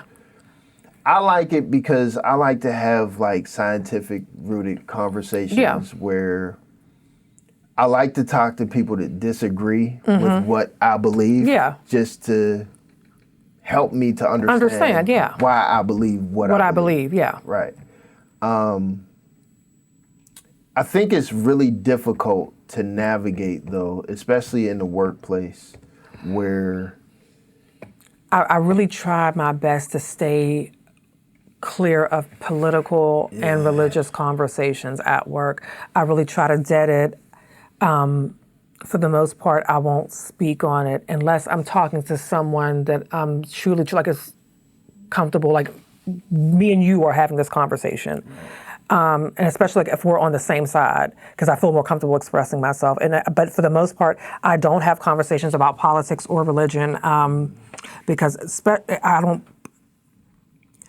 Especially religion, that's a big topic for me, only because I don't like anybody disrespecting anybody's religion. I don't care who and what you are. My brother, he thinks Christianity is bullshit, and I hate that because you don't have to agree with it, but don't mock it. Right. I may not be Muslim, but I'm not going to mock it. You know what I mean? I may not be Catholic, and there were priests that was diddling little kids, whatever. But I'm not going to mock it. You know what I mean? Whatever it takes for you to be a good person. That's kind of my take. I agree with that. Like I'm on that same side of the fence. Yeah. Where, there's a lot of people that I know that are so much like atheists, and believe in like the Big Bang Theory and stuff like that, and they go hard arguing against religion. And my question is always why? Why? Like, why is that necessary for you to piss on somebody else's? Right. Yeah, I get that. Yeah, I really that burns, like that irritates me when I hear anybody talk about someone else's religion. Like it really bothers me because it's so disrespectful. Like it's whatever it takes for you to be a better person. You don't have to agree with it. Like my brother's more spiritual. He's not an atheist, but he's just is more spiritual than subscribes like to, okay, Jesus or Buddha or Allah. Like he's just, I'm going to be a good person. I'm going to do the right thing for goodness sake. That's it. Yeah, I'm similar. Yeah. Kind of. Yeah. Like, my wife is, she'll say she's religious. I like to call her spiritual. Like, she is a Christian, but she's a very spiritual person. And I don't think, to me, she doesn't come across as religious in the traditional form the way I know it. And I'm probably more on the same line of your wife. I consider myself Christian. I consider myself like Baptist or whatever, but I'm more so on the spiritual side of it. Yeah. She's really religious in her relationship with God. And when it comes to people and dealing with people and the person she is, it's like less religious. So she doesn't try to force her religion down other people's throats. She gives a lot of grace, a lot of understanding, and what's important to her is like her relationship with God. Right, as it should be. But everything else, like there is no judgment, you needed this, you needed that. Yeah. Like if you don't bring up religion to her in a conversation, you probably wouldn't even know. Yeah. Like outside of just knowing her and how good of a person she is. Me, I'm more like I just love humans. I hate people, but I love humans. Yeah, I get it. I'm like, I don't care what religion you are. Yeah. Honestly, I don't care if you're racist. Like, don't be disrespectful to me or my family. You can be whatever you want. Do whatever you want, yeah. Whatever color, anything like that. Yeah. Don't harm no kids. You know what I mean? Right. Don't do nothing crazy, harm other people. Don't disrespect me and my family. It's right. Like, cool, whatever. Yeah. And I try to be the best that I can be as whatever it is, my moral compass, however you want to define that. Yeah. And I believe there's a God. I believe, for the most part, you know, I have Christian background. There's a lot of questions and stuff, but it's like, I know because I feel it, that this is the path that I need to travel. And as long as it feels great to me and I had that feeling that God approves of it, I'm groovy. And same. And also, to build on that, I know that there were certain situations that I was in that I didn't get out of it just on my own steam. Like, I know. Yeah. Someone was working on my behalf, whether you call him God, Jesus, Buddha, Allah, there was a higher power working on my behalf. It was not me. Yeah. It was not me. I get I'm not that good. I get it. Yeah. How could you describe that to someone that maybe they aren't aware of what it is or what it feels like? I don't, because everybody's relationship with God or whatever you want to call it is different. And I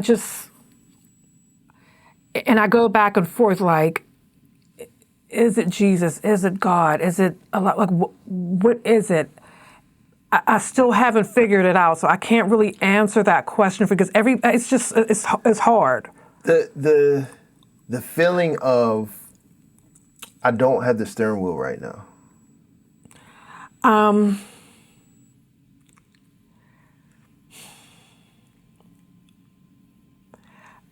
don't know how to describe it. I just know at some point you just have to just let go, and you just know that this is it's just something innately in you. You know that this is not me.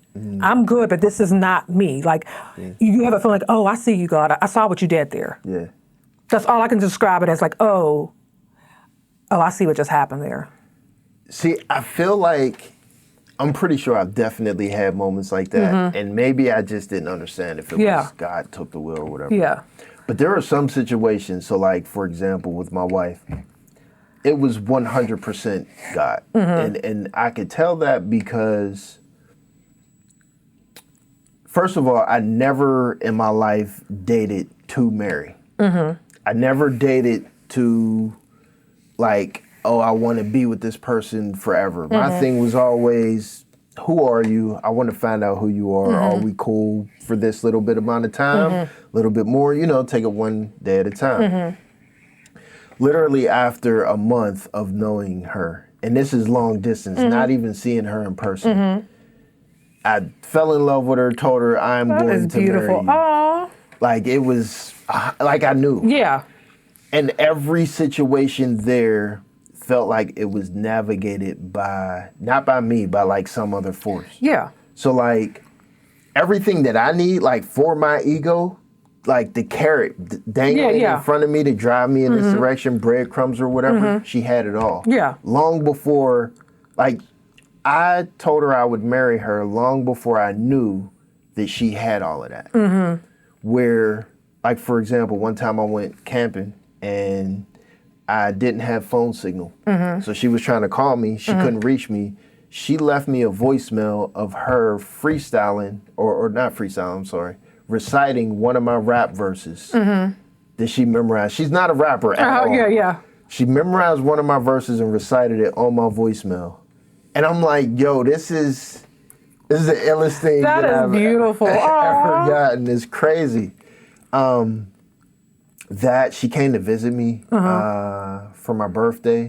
Just got on a plane from Detroit. We had never seen each other, just talking online.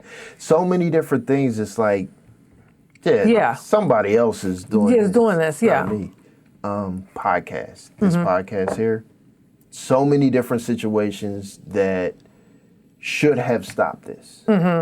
And, like, for example, me having this office building space here, I was at my homie's house in his dining room, and everywhere rent, like, it's expensive now, right? Yeah. $700-800. I went to a few different places. This place is, $350. What? Just kind of a deal at the perfect time. Yeah. The equipment, found it used, just happened to be able to afford it right at that point in time. Yeah. And I say all of that to say that it like, I've felt it throughout my life. God is 100% real.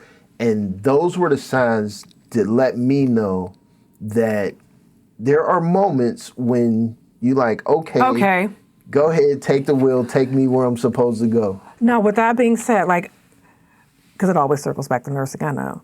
So, like, with me going back to school, I was supposed to go back to school, I want to say like a year or two ago.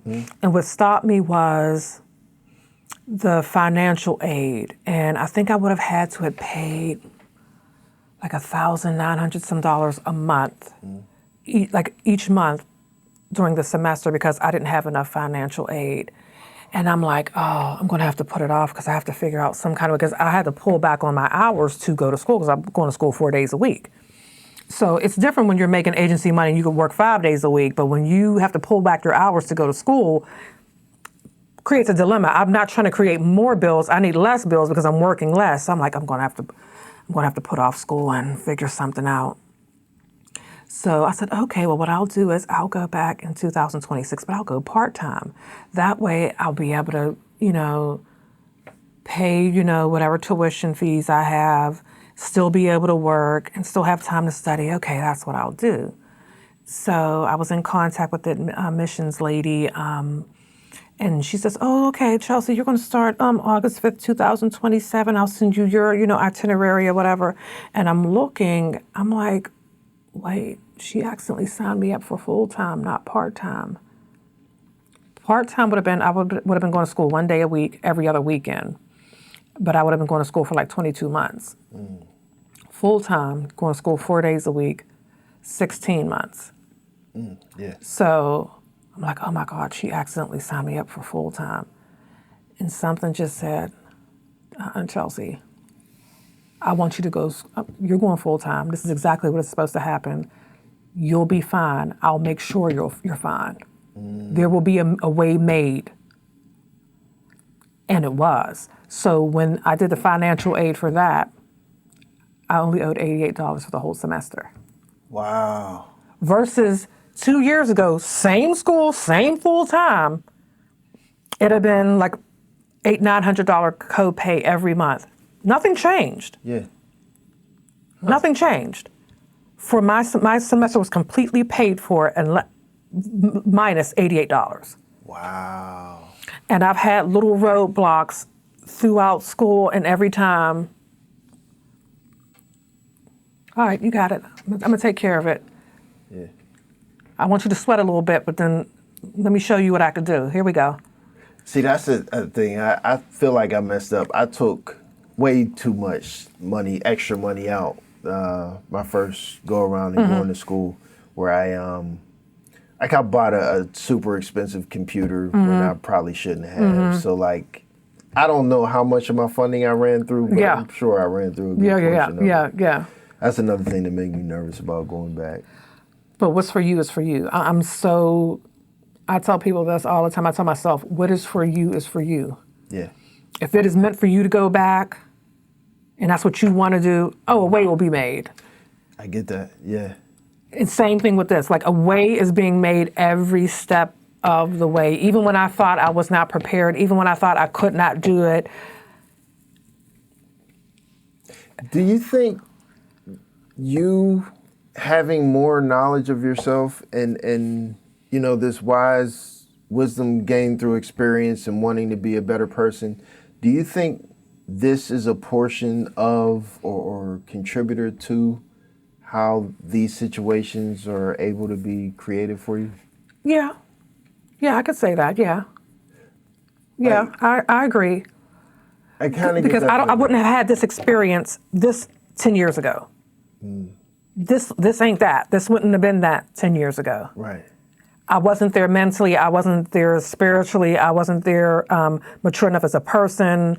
I wasn't wise enough to appreciate and see things like for the blessings they are or the opportunities that they are. I could absolutely agree with that. This wouldn't have been the same experience 5 years ago, 10 years ago, even I was working on it 2 years ago. I'm constantly like a work in progress, always. But I think where I'm at in life, mentally, spiritually, contributes to what's happening now too as well. Absolutely. I wasn't emotionally prepared for any of this a few years ago. I wasn't. I just wasn't there yet. I don't know if I would have appreciated enough or seen things for the blessings that they are, been appreciative for every little step of the way, just the smallest things. You know what I mean? Just the experiences that I've had, and I've seen a higher power moving in those situations. Right. Absolutely. What does it mean to be feminine? What does it mean to be feminine? I think it's different for every person, but for me, I don't know. I just enjoy being a woman. I enjoy being ladylike. I don't want to be a man. I don't want to be a bro. I actually just made a status about that the other day. Somebody calling me bro. I'm not your bro. I don't want to be your. No, I'm a woman. I completely enjoy my femininity. Femininity. I enjoy being a lady. I enjoy my softness. Being a woman. What is femininity for me? Oh, that's a good question. I mean, okay. So in my mind, I'm thinking of just in dating, right? Where we hear these conversations, these divisive, just kind of, there's some women that claim alpha. Yeah. That say,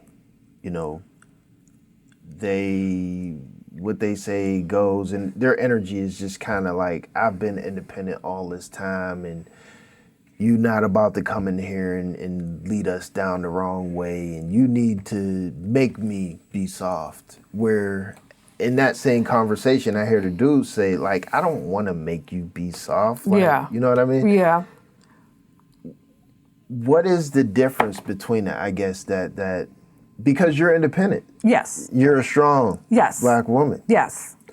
I'm very opinionated. I'm all those things. And I think I said this prior to us even recording.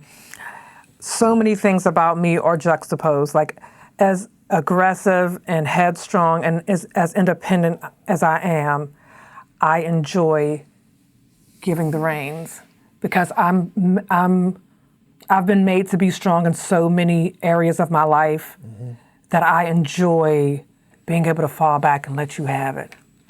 Because I have to be, because I'm in a female-dominated field. And that's some rough shit. When there's a whole bunch of women, it could be rough.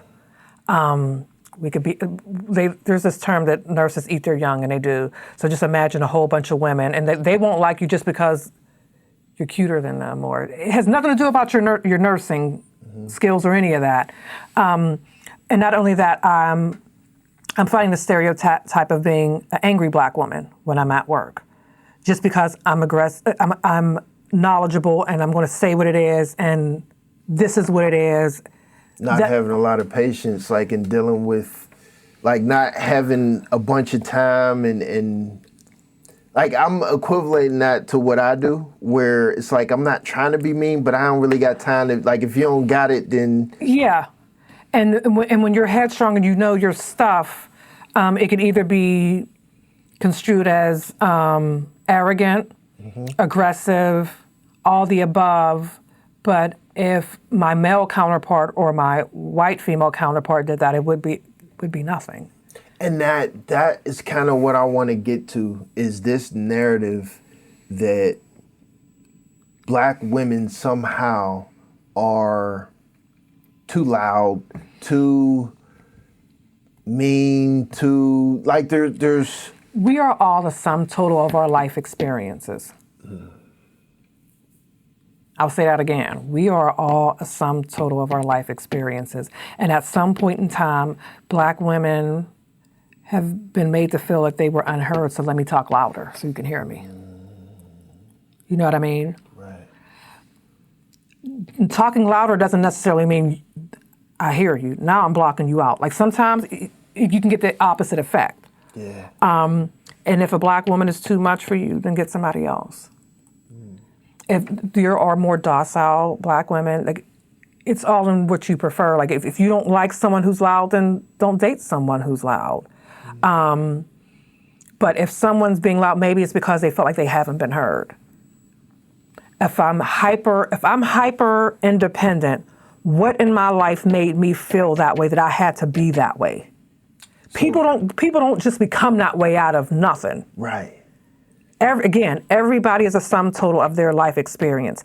Me being a go-getter or going back to school or whatever is from something that stemmed prior to. Like everybody's just not this way out of nothing. Like some things are just inherently your personality, yeah. Right.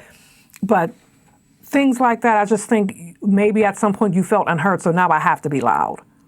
Maybe in some relationship I had to make myself small. So now that I'm not in that relationship, now I'm gonna be big. And now I'm gonna just say what it is, and this is what it is, and either you like it or you don't. Now maybe I'm gonna take that on everybody afterwards, what my experiences was prior. Right. Maybe. Now that's not my reality, but that might be Tina's reality. We're just giving a name, Tina, whatever. You know what I mean? So maybe that's what it is. You've said a whole lot in those statements.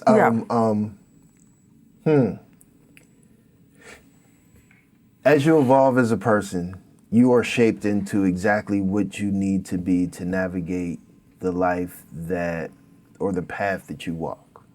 I'm still working on it. I'm still have a lot more work to do, but yeah. But, okay, so like, snowball. You just pack some snow together and you roll it. As it rolls down, it gets more and more round. It gets bigger, but it gets more round. And it starts to fit and shape and mold to the terrain that it's rolling on, right? So it to me, that almost like an analogy. My bad, maybe that was mansplaining. No, shut up.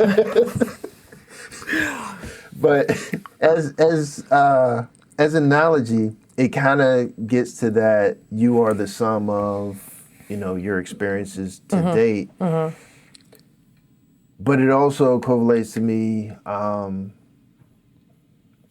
survival mode. Yeah. And that has been a narrative for me for a while. I always feel like I'm in survival mode, and I hate that. That's another reason why I love opportunities for the man in my life to lead, because I just want to fall back because I'm just tired. Yeah. I'm tired of being in survival mode. I would love to be married. I would love to just give some of that up. Just to give a little bit of that survival mode up, just always feeling like I have to run and chase and get money and do that because I have to survive. I have to make it happen. Right. You know what I mean? Right. Trauma. Yes. So navigating with that trauma as a Black woman, would you consider yourself healed? No. Have you had therapy? No. You sound healed. Because or healing. Healing. I'm working on it. There's a lot of things that I had to reconcile, like relationships with my mother, things like that, because this is another conversation I've had with many people, Black, white, women, men. The way the dynamic is in many Black families, women revere their sons. Yeah. Sons are coddled, women are raised. Black women we are horrible at coddling our sons. And I had to really reconcile my relationship with and then answers that I will never get because my mother's gone. And don't get me wrong, I know my mother loved me, but maybe she just didn't love me the way I needed to be loved. She didn't love me the way she loved my brother. Like my brother, the sun rose and set on my brother.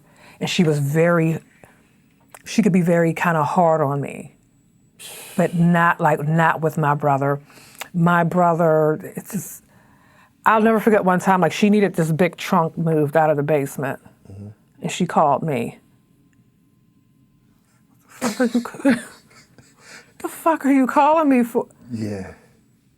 Well, Wesley, but what do you call? Now, that's just one little analogy, but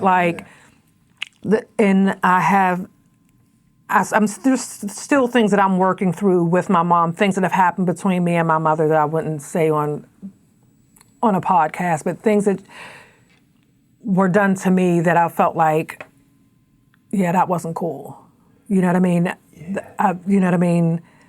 And when my father died, I'll never forget, because my dad died before my mother. I remember feeling very alone. I felt like, okay, now it's going to be them versus me, because my brother and my mom were like, right. And I'm like, Dad, you left me with these two. I hate that I'm saying that, but I fought that. You know what I mean? Because they were always so tight.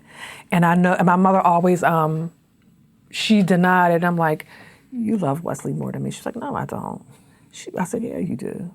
She was like, no. She said, I actually love you more. She said, you're more responsible. She said, I like you more. You're more responsible. I can count on you. Yeah. You know what I mean? And that goes back to what I was saying, Black women, they raise their sons. They coddle their sons, but they raise their daughters.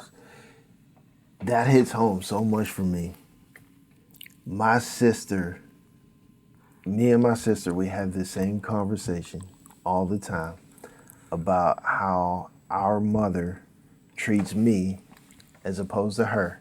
And just like you said, I won't get too much into the dynamic of it, but literally the same exact conversation, except she is closer to my mom than I am. So because I'm so busy, she's the one that's always visiting my mom. They talk on the phone a lot more. I barely go around. I'm there. I help, buy groceries. My mom had a stroke. Okay. So she's paralyzed on the left side in a wheelchair. Has her own place still and stuff. But my sister helps out most times. I get the groceries every other month or something, pop up holidays and stuff. But when you pop up. And even when I don't, when they're on the phone, my mom is complaining to my sister, oh, he this, he that. But, you know, when I pop up, it's like, and my sister hates it. She does. And she has, I'm sure, similar complaints, possibly situations or whatever, that she talks to me and she's like, yeah, this dynamic is crazy and I don't understand it. And I'm wondering if, could it possibly be just like that generation in the Black community? Because, like, you know how, like, Gen X, like, all of millennials kind of have this common concept. Yeah. And their parents were Gen Xers. And it's like, did we give our children something that is, like, similar amongst us for them to all have this common... Apparently. I think it was definitely more prevalent back then, though. For the boomers? Yeah, I think it might have been more prevalent, or I don't know, or just because although I see it like in our generation, and my daughter, my oldest daughter, she has my granddaughter, and then she has my two grandsons. They're Irish twins. They're not even a full year apart. But the way she dotes on those boys compared to my granddaughter, I said, China, you're repeating the cycle. You're repeating the cycle of all the things you've ever heard me say about Grandma and Wesley. You're doing it. And she was like, I know, but my boys, like she can't help it. I don't know what it is about, but I hear that a lot, like in Italian families too, that they do that. Because I've said it to like other coworkers. I say, oh no, well you've never been in an Italian family thing because we do it too. See, now you're gonna have me looking into like the science behind it. Because, like, there's certain things that we go through as humans, which you're in the medical field, you probably know this. Like apparently whenever we go through puberty, like as teens, there's certain hormones that happen that, like, make us go through that defiant phase, to kind of push us away. Like chemically, there's things that chemically happen in your brain with each stage. Yeah. Like, and you almost can't even help it. Like how daring, like young boys are, like how you'll get on your bike and drive off a roof. And now knowing, why would my son ever do that? Like, that's stupid. But chemically, at that age, like they don't have it chemically to say, no, this is a bad idea. Like, yeah, it really is a thing. Hormonally, chemically, you go through different phases in your life, men and women. It really is a thing. Yeah, because I just took a developmental psychology class. What was it, over the summer, and they touched on that because we had to go through all the different phases. You know, Freud and all that stuff, and Piaget and all that, and they talked about chemically how things happen in your brain and like that shape why you act the way you act and say things that you say, and how impulsive you might be at one age versus girls might be more docile at a certain age, and it really is. It's interesting. It really is. That is so, like, listening to you talk. First, I get, we'll say, healing on this healing journey. I am self-aware. Yeah, I'm mature, down to earth. I'm working on all that. It has strong. It has really been actively working on it, and people pointing out things, that hard truths about me that I might not have been ready to hear. But I'm like, but you get in there though. Yeah. Because like you realize it, even if there's something that you're still working on fixing, like you understand it's something that should be fixed, right? But what I see is the path that got you there. Not everything, but first of all, the experience of it. So I always look at, like, the more socialized people are, like the more time that you have to get out and learn and see and speak to people over the years. As a nurse, that's probably like the prime job. You're talking to different people all the time, right? I've always loved being friends with people that didn't look like me. I love being friends with people that don't look like me, that didn't come from the same backgrounds, because how are you going to ever learn anything if I just hang around with the same people I grew up with in Duquesne or West Mifflin or McKeesport? I'm not going to learn shit. That's in audience. I want everybody to do this experiment and just think about the people that they know and think about the different personality types. So people that are curious, that are open to meeting new people and having new experiences, traveling and stuff. I want all our audience members to think about how much you like those people. How likable are they? How smart do they appear to be? And then think about the people that close themselves off from everyone and everything and aren't very curious and just kind of like lock themselves in the house all day. You're never going to grow. Those kind of people, those are usually the people that you argue with the most. Absolutely. That think they know everything and really don't, and just the worst people to be around. Absolutely. I love being around people who, especially if you're not from America, I really love being around because I have a million questions. A million questions. I want to learn how you say certain things. Yeah. Like I know Yiddish, just from working in a Jewish community for many years. I always had questions. How do you say this and how do you say that? And even being a nurse, working in a Jewish community, let's just say it was a difficult patient and they wouldn't go to sleep or whatever. I would come in, I was like, geschlafen, and they would look at me like, how does this black girl know? And that means go to bed. Yeah. And they would look at me like, how does this black girl know how to say? And they would laugh and they would be more compliant and go to bed and calm down. You know what I mean? And just those little things, just learning little things and learning about people. And I just always found it so interesting. I always loved being friends with people or being acquainted with people that didn't look like me and didn't sound like me and didn't come from the same background as me and ate different things, because how would you ever learn and grow if you just stay around the same people your whole life? You know what I mean? That right there is it. My mind for some reason just keeps going to children. And I guess it starts young, you know, get your kids out, seeing different things, doing different stuff. But experiences, yeah. I was always against like vacations, you know, traveling and stuff. Because my thing was, why am I going to spend thousands of dollars for a weekend when I can and not have anything to show for it afterwards? Yeah. And for many years, I was the same way. And I'm just starting to change my mindset about that. And I said, once I finish school, I want to get out of that mindset and spend money on experiences. Yeah. You know what I mean? Yeah. I have a doctor that I work with, and I'm telling you, he has been everywhere. I mean, I'm telling you, every time I talk to him, he's gone somewhere, and I even have him conditioned to bring me magnets back every time he goes somewhere. Nice. But I love that for him because, and this is the other thing, he is so tight, he squeaks. Even though he's a doctor, he don't be spending a whole lot of money to travel. He's very frugal, but he will travel as much as possible, and I love that because when he's old and gray and 90 years old in the bed, and his kids and his grandkids are spending his money that he's worked so hard for, or whatever, he can say, "Oh, I saw the world. I remember when I climbed the mountain, and when I was canoeing in XYZ, or when I was in Australia and I saw what's the Great Opera House. Is that what it is? That, you know, that one building in Australia. You know that. I think it's called like the Great Opera House or whatever. Crocodile Dundee. Yeah, but still, like because I had that mindset like you, like, oh, why am I going to spend that money? And then when I'm done, I just have nothing to show for it. But yeah, you do. Yeah, you do. Yeah. You have something that like money just cannot. But you can't.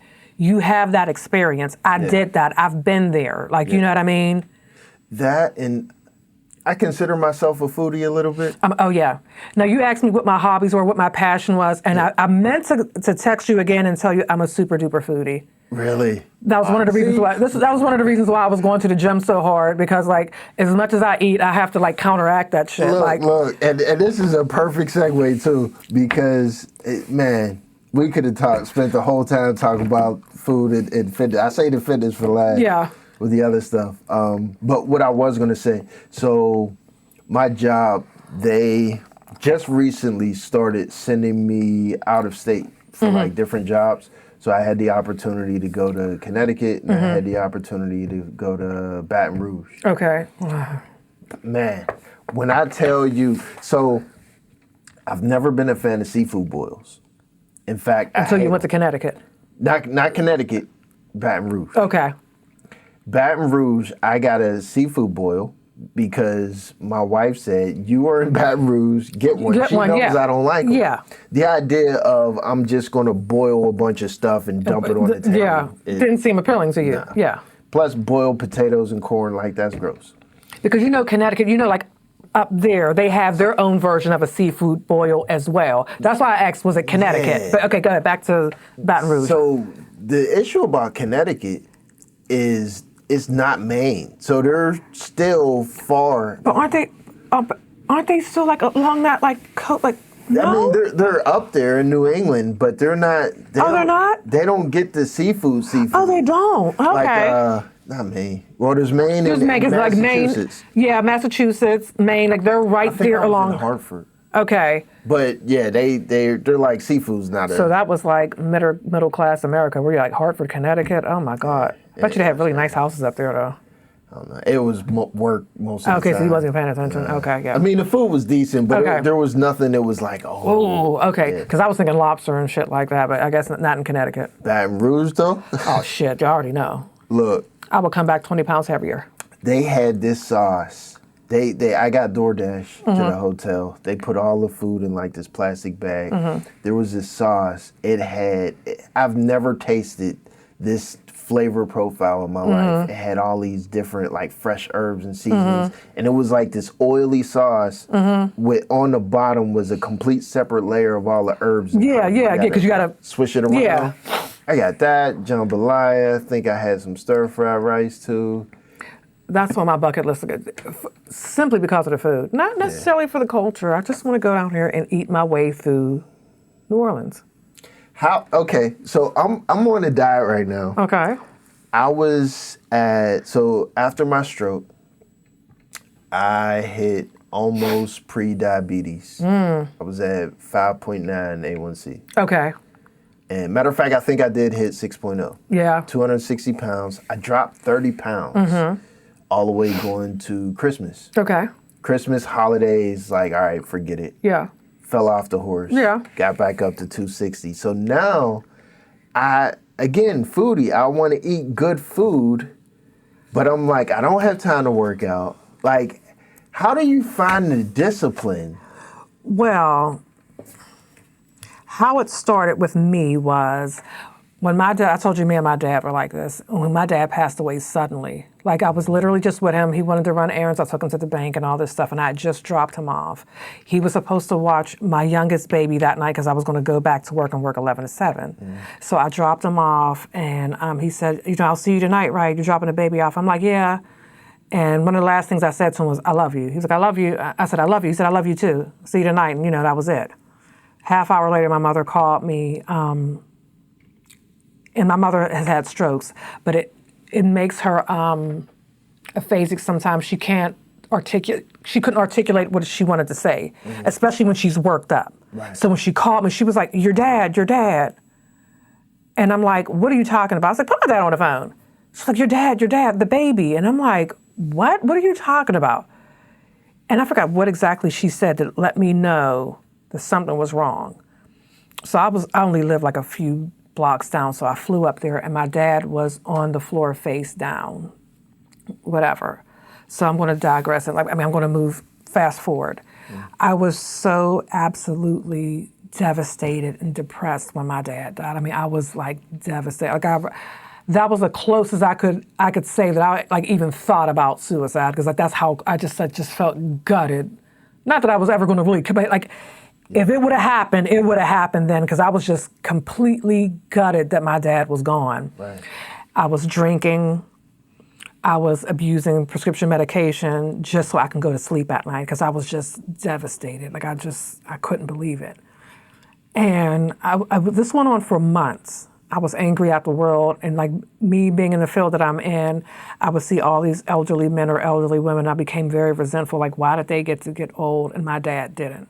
What made them worthy of living and my dad not? Right. I was so angry. I was drinking. I was taking pills, just anything to just make me forget and make me go to sleep.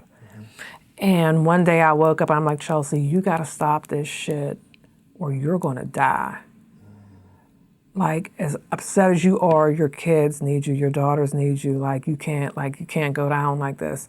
And my dad was very into fitness. Like, he used to walk everywhere. Anybody who knew my dad, like, they would tell you my dad would walk anywhere. He would turn down a ride.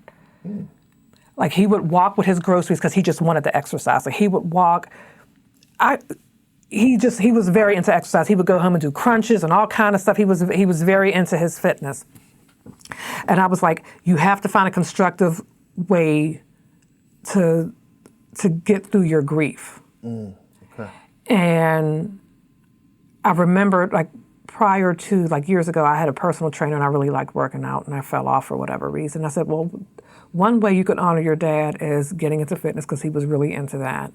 And two, it'll be like really good for you, like the endorphins and like really getting that frustration out. So that's how it started. It started from trying to find a healthy outlet for my grief.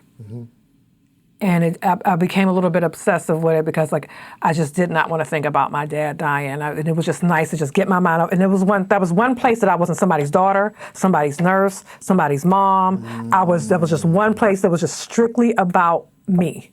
Right. So that's how I found the motivation to go, like, was initially out of grief. That's how it started. Makes sense. Okay. Yeah. I don't know if I got search the book. You got to find an eye of the tiger to get in there. Yeah. But the thing is, you don't necessarily have to go like and just like be lifting crazy weights. Even just cardio. See, I hate cardio. I hate cardio too. It's boring. I used to have a trainer. Yeah. A few years ago, and he used to always make me get on the row machine as a warm up. Yeah. And I had to do the 300 meters in a minute.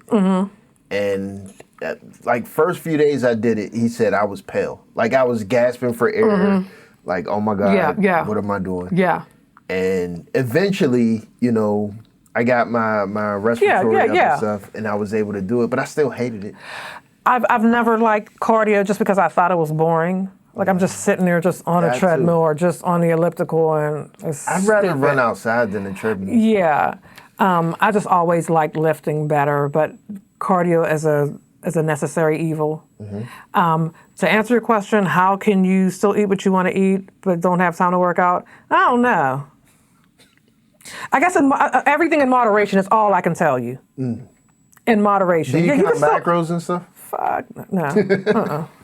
No, I didn't. I was never that into it. Like, as far as like counting macros and all that stuff, no. And my trainer used to always say, Chelsea, you can't out-train a bad diet. I think I did a pretty good job because you saw me over the years. Yeah. Like I was eating what the hell I wanted to eat. I really, really was. But I was going super hard in the gym. I was like trying to burn that shit off. Like, and it also comes down to good genes as well. You know what I mean? Some things just come down to genes. Yeah. But I worked out because I like to eat. I worked out because it was a good outlet for my grief. I worked out because I was the one place that I wasn't anybody's anything. Right. I was just Chelsea. But to answer your question, I would say, yeah, be a foodie because life is about enjoyment and you enjoy food, but I just would say have it in moderation. See, I can't do that. When there's a whole pie downstairs, not now, but hypothetically, there's a whole pie downstairs. And I just ate kind of full. Had a piece of pie earlier. You mean to tell me I can't get up in the middle of the night at 3 a.m. and eat half of it? My daughter will tell you I am horrible. Like I sleepwalk, eat. She says it all the time. Like I'll get get up in the middle of the night and go downstairs and have a piece of cake or whatever. Yeah. I don't do it all the time, but I go through spurts. Yeah. So I don't know what I don't know. And I don't know what to tell you as far as that. We have all our kids that will eat up everything before you get to it. So so you try to get to it before they get to it. Exactly. I don't know what to tell you, bro. I don't know. I've gotten pretty good at getting myself into, like keto seems to work for me most of the time. That's how I lost my 30 pounds last year. But the only problem with that is I have a problem with eliminating a certain food group because I feel like it's not sustainable. Yes. Long term. Yes.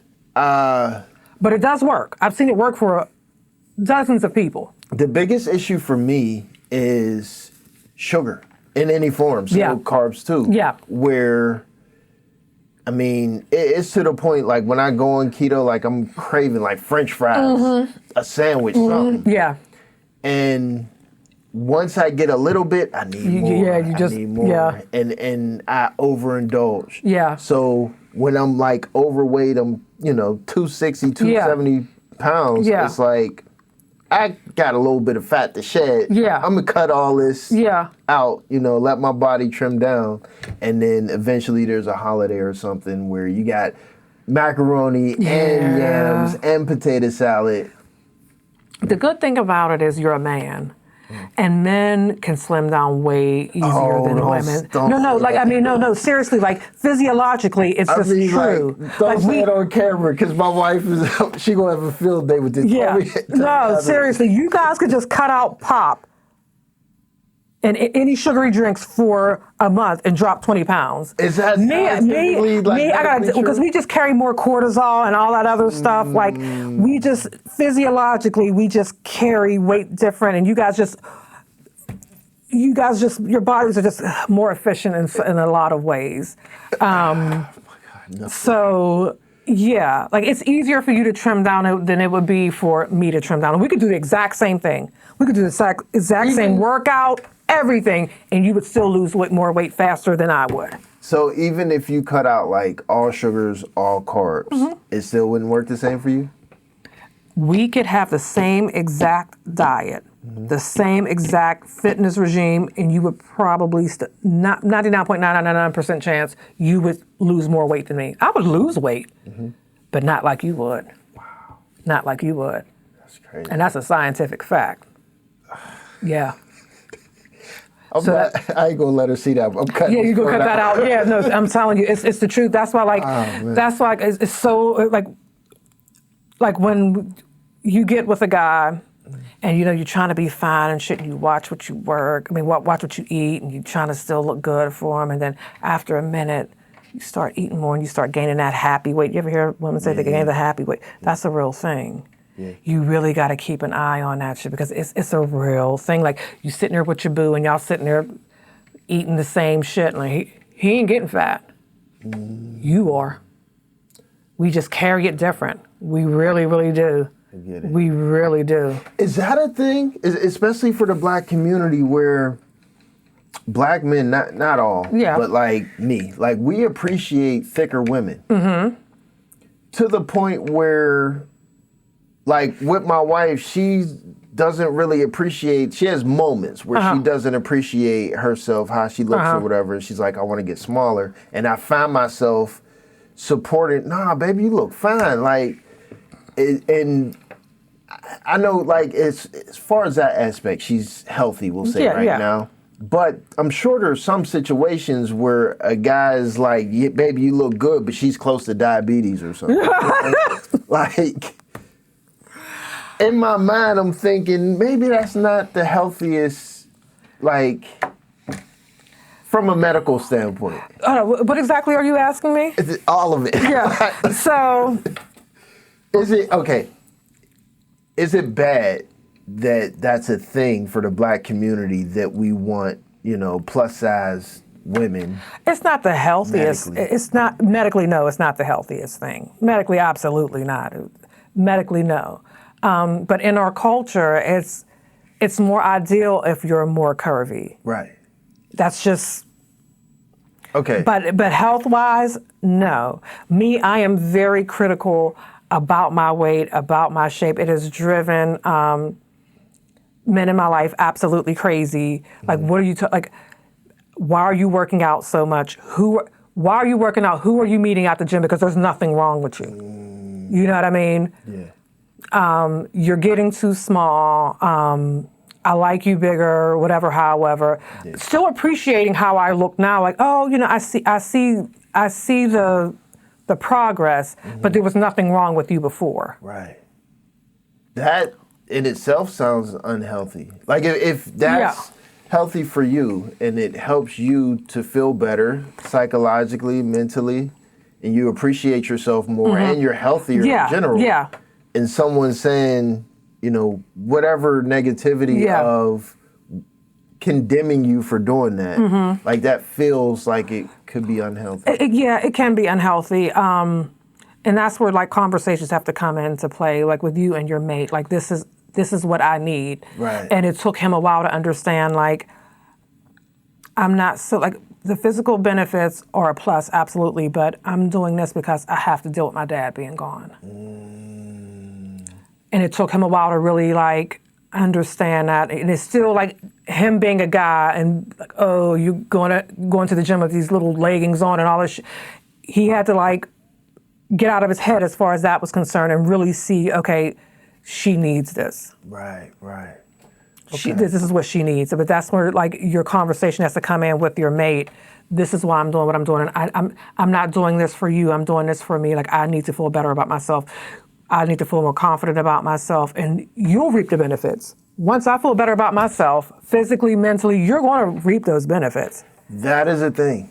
There's many conversations I've had with my wife where she has mentioned to me that a lot of, we'll just say, the mental stuff that she goes through is based on how she sees herself.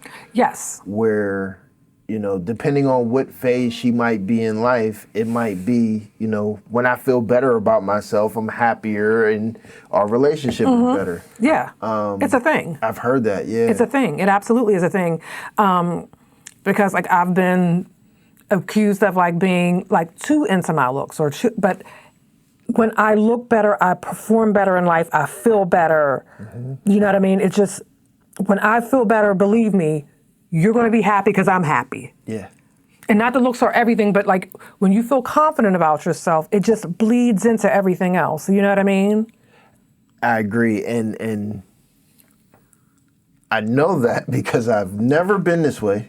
My whole entire life has been, and most of my family watching this will probably agree and comment on it like, yeah, you're telling the truth.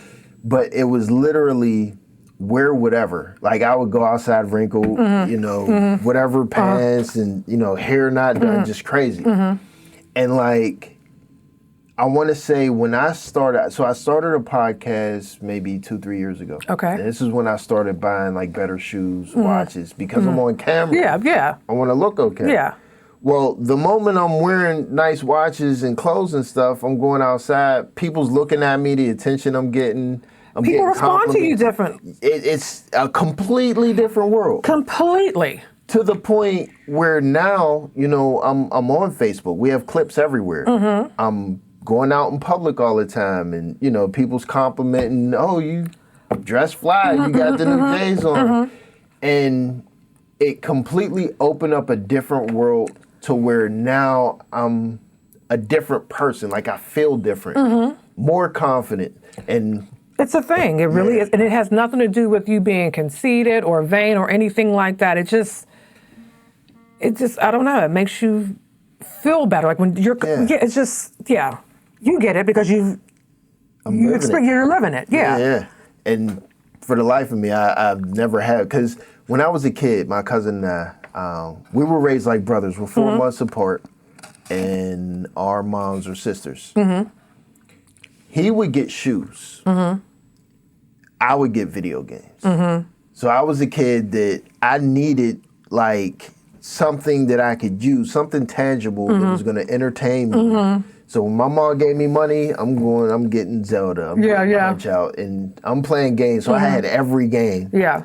He had every 20, 30 pair of shoes, you know, the yellow Jordans, the red Jordans, the 11s, the 12. And he would talk about me like, dude, you've been wearing the same shoes. Like I had, I think there was XJ 900s or something. I had the Avias or something like that. It was the time where I had Pro Wings, baby. I didn't care. You didn't care, because I had my game. Yeah. But at the same time, there was a level of, and a lot of this came as we got older, a level of, you know, in that phase of like 20 to like early 30s where, okay, now it's time to go out and get the girls. And me, I was like in the house kind of shy. Like I had women, but it wasn't like Like him, he would pull up in his ride, with his Jordans. His energy was completely different than mine. Well, and my thing is like, I don't necessarily want to be with the best dressed guy. Yeah. Excuse my language, but I'm the bad bitch in the relationship. Yeah. Me and you are not going to be competing. Yeah. You understand what I'm saying? Yeah. I like a guy that I date more low key as far as that's concerned. That's never been my thing. Like, I've heard that. Very like sharply dressed. Like, I want you to look nice and neat. I mean, I want you to look good. Yeah. But to be all about your haircut, all about your clothes and shoes, that's a turnoff for me. See, that was the thing for me, like to not be that way, because growing up, people always called me a pretty boy. Mm-hmm. And to me, a pretty boy was a dude that stands in front of the mirror brushing his hair all day. Mm-hmm. Go out of your way to make sure everything was precise, this and that. So I used to work basically in the opposite direction, just to try to get away from that. Yeah, that stereotype, yeah. So I was a dude that worked with my hands on everything, going fishing, camping, playing in dirt, mud, none of that. Yeah. So this is why all of this dressing and everything, this is a completely new world for me, all brand new. But there's still an extent of, there's a limit. So I know some metro people, as I like to call them, and they call themselves, that, they get into their scents. Like my one cousin likes vanilla and mango lotion. And okay. There's some dudes that's really into it. And that doesn't work for me. To each his own. That doesn't work for me. I don't. No. I could. There's only one bad bitch in this relationship, and it's going to be me. We're not going to be fighting about who has the mango lotion. We're not going to be fighting for mirror time. We're not going to do any of that. Yeah. No. So, okay, this is a good segue to dive into dating. Mm-hmm. Is there a different dynamic when it comes to dating at the age you're at now versus the young, we'll say late 20s, early 30s? Late 20s, I was still running around dating drug dealers, and I was a drug mule myself. I was crazy back then. So it was all about money and having fun back then. You know what I mean? 30s, I started being a lot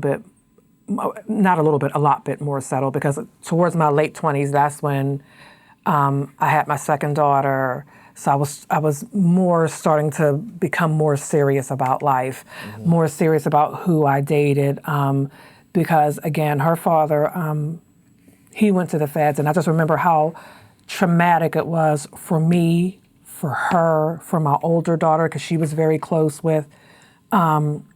He was a dad to her. You know what I mean? Right. I remember just my daughters seeing the feds in our house, ripping things out the wall, taking their toys, that was a lot. Right. And I remember I didn't want that anymore. Mm-hmm. I didn't want that for my kids. I didn't want that for myself. I just remember how stressful it was when me and him were together, just because worrying about women was one thing. With that kind of money comes a lot of women. Right. But then you worry about guys kicking in your door, robbing you, because they don't care about women and kids no more. They don't. So it's just a constant fear. Because I remember at one point in time, I stopped nursing because I was afraid to leave my home for too long. I remember someone called the school trying to get one of my daughters from school. They were going to kidnap my daughter to get money from my now ex. Wow. That's when I stopped working, because I wanted to always be available for my kids. Right. And I remember when he got sentenced, he was in jail, he got sentenced, and it was like a few months later, and I ran into one of his old clients or whatever, and he saw me, he said, "Wow, you really look good. What are you doing?" I said, "Baby, I'm not as stressed as I used to be. This is a stress-free life. I work. I know everything that's mine is mine. I don't have to worry about niggas kicking in my door, feds kicking in my door. I don't have to worry about women calling the house. This is a stress-free life. I know what's mine is mine." So I started wanting different. I want a working man. I want a man that goes to work every day and he works for what he has. And again, when he comes home at night, he's tired because he worked all day, not because he's been running the streets. Okay.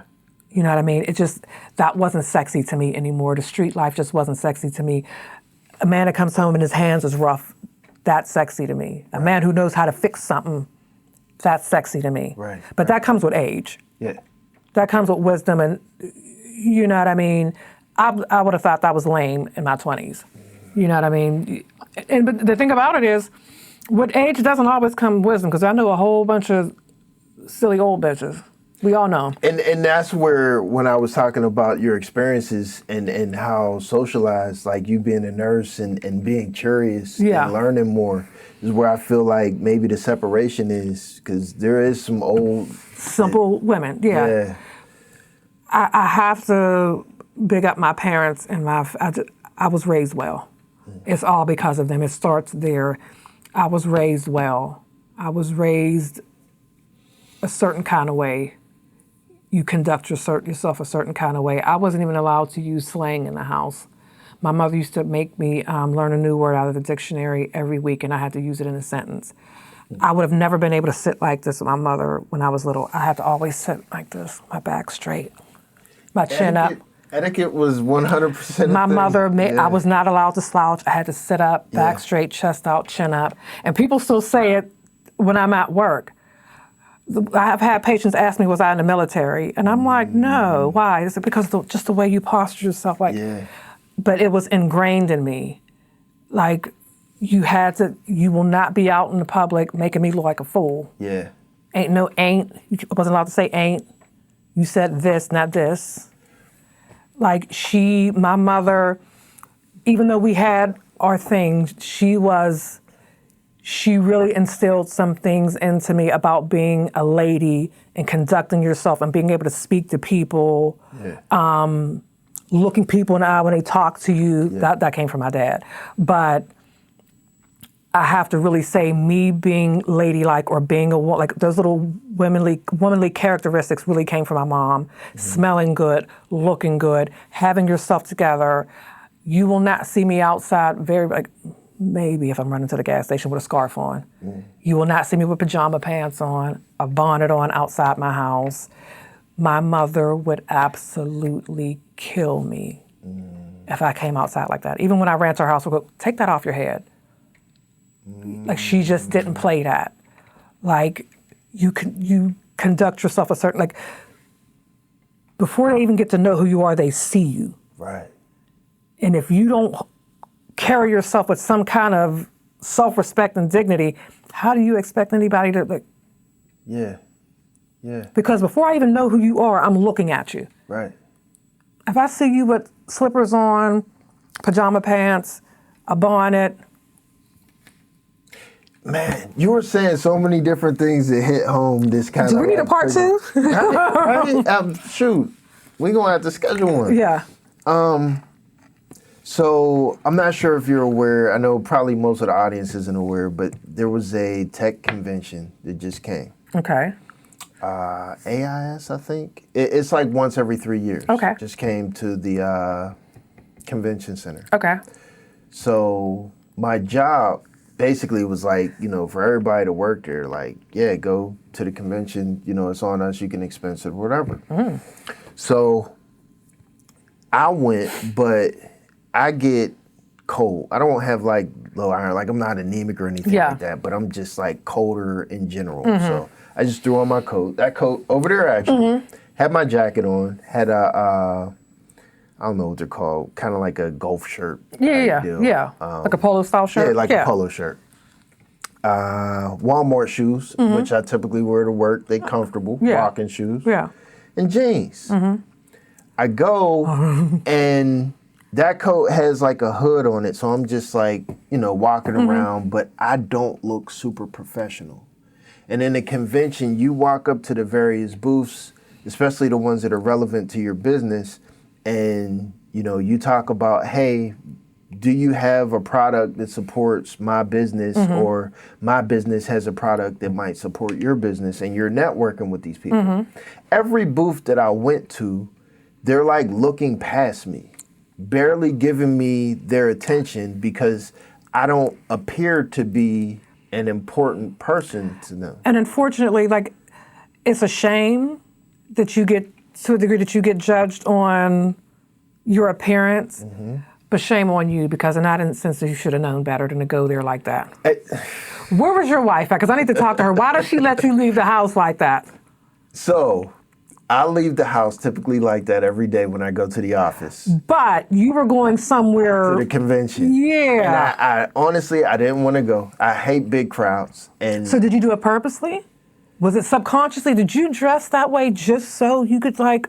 No, but I'm not, I don't know how to describe it. It's the big crowd thing for me. So I don't like to stand out in big crowds. Believe it or not, I'm the same way.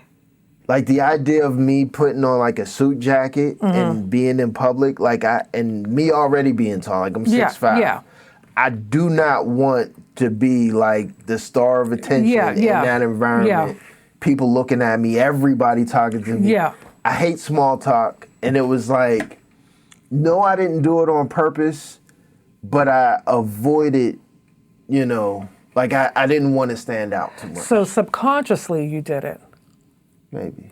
Subconsciously, because you didn't want to stand out, you didn't want to be there. I wanted a balance. And you kind of wanted to blend in a little bit. I wanted to blend in, but I still wanted to talk to people.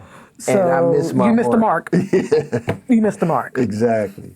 Because that's one thing, because I've seen it in healthcare, especially with us. We're not always the most professional looking at work. I've seen some CNAs, I've even seen some nurses with scarves on, bonnets. It grinds my gears. I remember my mother, she was a dietitian's aide or diet tech, whatever. But when she worked at Presby for many years in the kitchen. And she was an aide, like a diet tech aide or whatever. And she would get dressed every morning like she ran fucking Presby. You hear me? Wow. Her uniform was always clean. Her hair was always done. Her makeup was on point. She smelled great. She looked good. And she went like that to work every day. If there's anybody that's out there that sees this podcast, they can attest to this. When you see me at work, I look the part. You know what? I feel like I know that just from your Facebook. In fact, it's one of my favorite things whenever you post about sneakers. Like you put shoes on. Matter of fact, I didn't even know about the wet cement Force. Oh yeah, I know. I love them. And you posted them? And I have them. And I'm like, I haven't bought them yet. I'm a sneakerhead. I have many, I'm a shoe person, period. Yeah.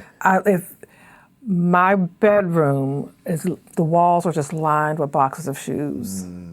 Like there's tennis shoes, then there's like sandals, and there's an UGG section, and then there's like my luxury brand section, like Louis Vuitton boots and Gucci boots, things like that. There's like a whole, but anyone that I've dated intimately can tell you if they've been in my room, it is insane, especially shoes. I love shoes. I get that from my brother. My brother's he's a big sneakerhead. He's into shoes, period. He's one of the best dressed men I know. Now, he's metrosexual. Very masculine. Mango lotion? Not mango lotion per se, but as far as clothes, shoes. Does he get manicures? No. Okay. So no, he's not metrosexual then. He's just a very, very well-dressed man. Okay. Very well-dressed. But I get that from him. I'm very much into shoes. But back to what I was saying as far as my mom, like she dressed the part. She took pride in how she looked. She wanted to put her best foot forward, even though she was working in the kitchen. When I go to work, I look the part. I've even had patients think I was a doctor. But I try to make sure I'm well-dressed, I smell good, my hair's together, because first of all, if I'm sick in the bed, I don't want somebody standing over me that looks a mess. Right. I don't want you standing over me if you look like you need a bath or you haven't ironed your uniform, and I don't want you having a scarf on your head. I don't want any of that. I don't want you with nails this long. I feel like it says a lot about your integrity too. Like Exactly. it looks like you took time to prepare. Absolutely. Like you look like you are prepared and you here Absolutely. to do what you do. Absolutely. And I think that's important. I think that's important. That's just for me. You do what you do. But for me, that's important to look professional, to look the part, to look like I'm dressed and I'm ready to come to work and I'm prepared. I even get up early. I've gotten up early just to make sure I'm ready and I'm dressed, ready to go, and I'm neat. Do you think with that and everything else that makes up Chelsea, do you think you're intimidating to men? Absolutely. Absolutely. And there has been times in my life that I've tried to shrink myself a little bit just because I know that sometimes I could have a big personality or I can be intimidating. But sometimes, like, I think the things that men love about me, they end up weaponizing against me or using against me sometimes. Like, a guy will initially like me because I'm pretty. And let's be clear, when I say I'm pretty, that shit means nothing. Being pretty means absolutely nothing at the end of the day. Right. Being smart and being a good person, that's what really matters. I think that's what makes people like me. Like initially, oh, she's cute, but then when you get to know me, oh, I love Chelsea, that's my girl. That's just quick side note, that is the difference between a man that is just dating just to like connect with you for the moment versus a man looking for a wife. Yeah. Like a man looking for a wife. I noticed this when I met my wife. There were certain things about her that really mattered to me without me consciously saying these really matter to me. Which was like her spirit, her energy, how our conversation is, like how well does she listen? Does she still remain herself and she's not a pushover? Is she going to contribute ideas? What's her warmth and peace like in terms of helping with my kids and, you know, making the house feel when I get home from work? All of these things are contributing to the conversation of, do I want to spend forever with this person? And you don't know how, maybe you do know, how lucky you are to have found that person and to have known that right off. I credit it to me not looking for it. Okay. Which was, I mean, some would say pretty late. Like I was, 39, 40, somewhere around there, where if it was up to me, I'd be 50, 60 before I found my wife, like before I met her. Well, I wasn't engaged before that, but after that, it wouldn't have mattered to me. Like, I was just kind of going through life. And because I wasn't looking, it was like I stumbled across, a unicorn. It was like, okay, sure, cool. I feel like if I was looking for it, then you wouldn't have found it. I probably wouldn't have. As a matter of fact, if I was looking for it, if I was looking for a wife, it probably wouldn't have been her because she lived in Detroit. So for me, I'm thinking, I met her on the app. And, swipe right, we click. And it was just out of boredom. And I'm literally thinking she's in Detroit. What could this really be? Yeah. And it was just conversation. And I didn't know that Detroit was only 4 hours away. So as we're talking, she's telling me this. But again, I never would have even initiated the conversation. I would have thought, I'm looking for a wife. You're in Detroit. You can't help me. You can't be helped. Yeah. You're incredibly lucky to find out. Like, to answer your initial question, I know that I could be very intimidating. But like I was saying before, like people see me or meet me or have an idea of who I am and like, oh, she's attractive. Okay, I like that. She's aggressive. Oh, that's sexy. I like that. Oh, she has a good job. Okay, I like that. She has her own money. I like that. She's not crazy. I like that. You know what I mean? And then as time goes on, sometimes they use those things against me. Okay, well, she's attractive. Like, well, she's too into her looks and like, who is she getting cute for? So then I get vilified for that. She's aggressive, so I don't even want to have a conversation with her because I know like that mouth. But you love me for that though. What was the other thing? She has a good job, she's independent. well, she doesn't need me in that way, so now I don't like that. She's too independent, but you like that in the beginning, though. She's not crazy, but then you don't like it when you show your ass and you don't get a response from me, and I'm just like, fuck it, fuck you, like whatever. Like, you're not going to ever have me like busting windows out cars and acting a fool. Like, you're not going to get that from me. Right. So all those things that you initially loved about me, I've found that sometimes in the past have been used against me or weaponized against me. All those things that you love so much, you kind of resent me for it sometimes. When you, in the past, in these situations you're speaking of, when you would approach someone or connect with someone to date, do you look for like a healed person, or is it like, how does that initial attraction work on your side? For me, just because I'm such a daddy's girl, I tend to like men who are great fathers. I tend to like men that are especially great fathers to daughters because I'm a daddy's girl. But in my adulthood, I tend to like men who are family men, who are into their children, because my dad was very much a family man. Right. That's what initially attracts me to people. Right. And then whatever sparks from them, it grows from that. But initially, that typically gets me when you're involved with your children, boys or girls. But when I see that you're involved with your children, because my dad was a great father to me and my brother, that's typically a big draw for me. That's what typically catches my eye initially. Yeah. What I'm hearing, like, and my bad if this sounds like a therapy session. No, it's all good because I expected some of this. It's good. No, it's good. Yeah, all that I'm hearing is Chelsea needs a male Chelsea, but opposite.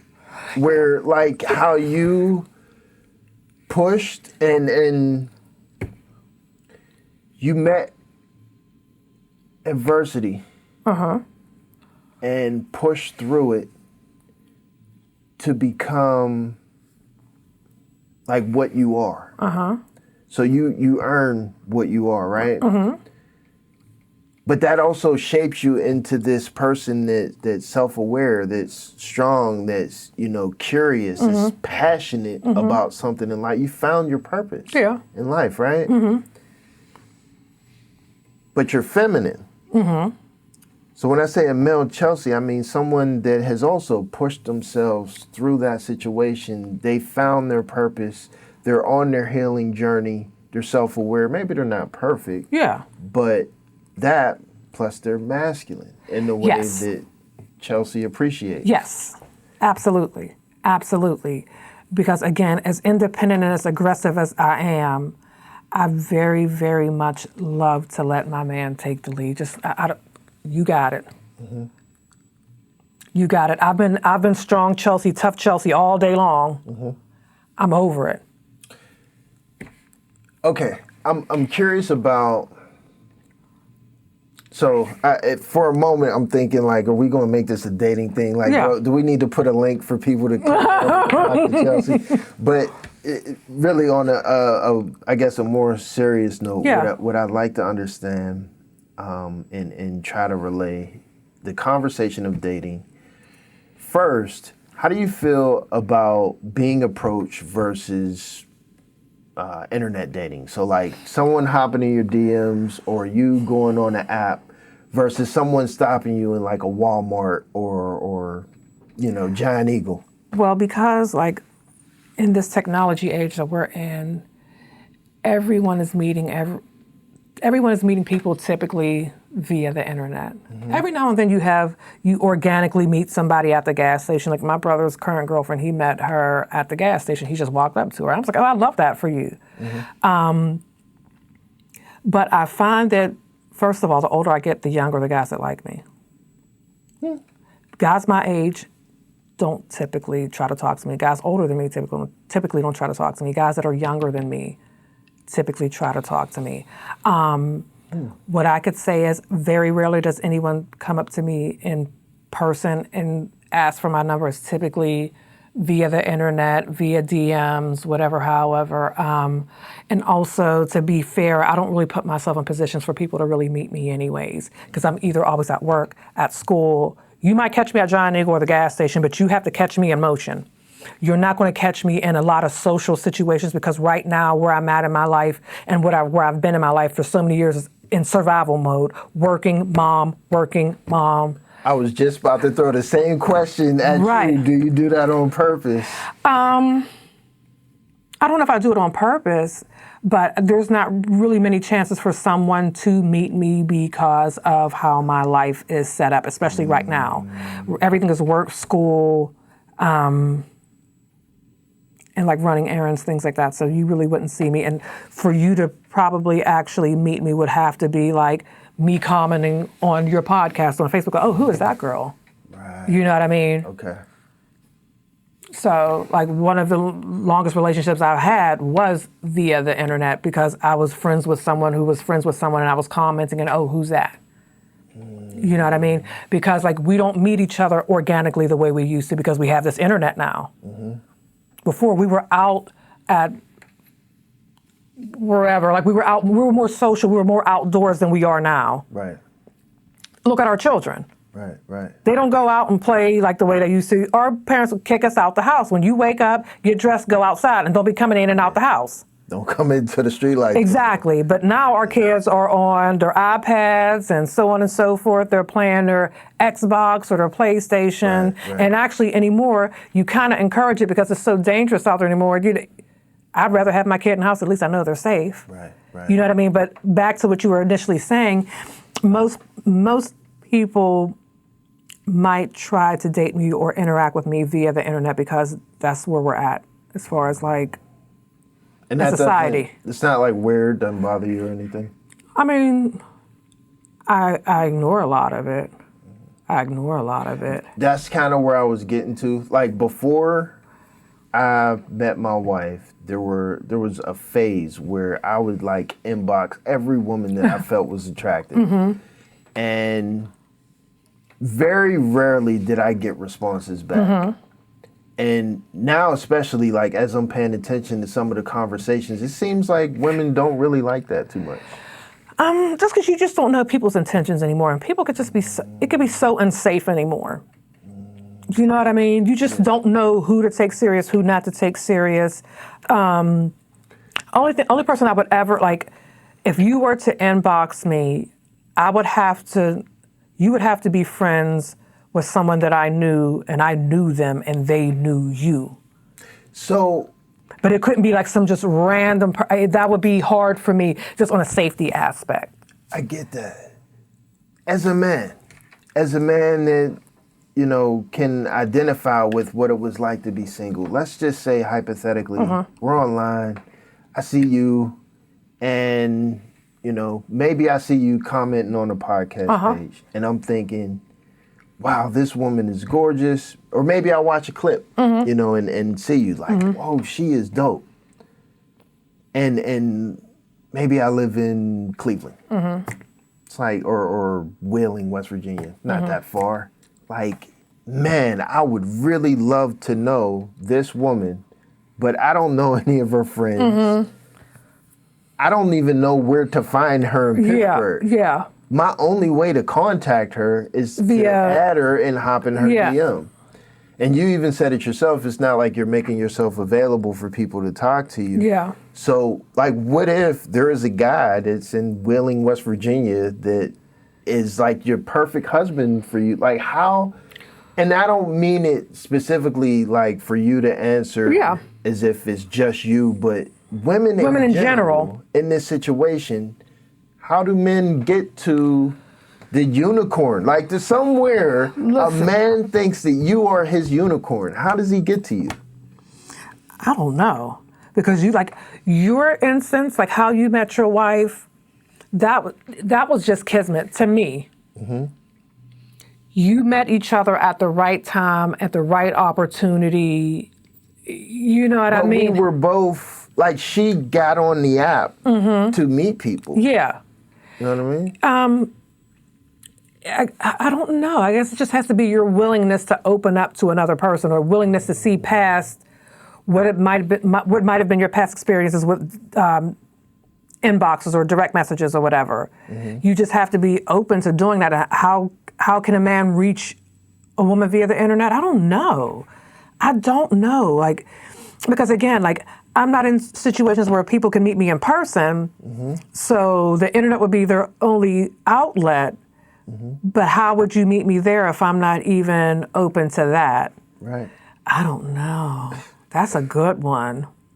Yeah. That's a good one. Because it happened to me in the effect of, I mean, I can't say whether or not the women were my unicorn. I know I got my unicorn now. Yeah. But there were women that, you know, I'd seen videos of them where I read their pages and it was like, wow. Like, this woman is amazing. Yeah. And you slide in the DM and it's like read, but, you know, left on read.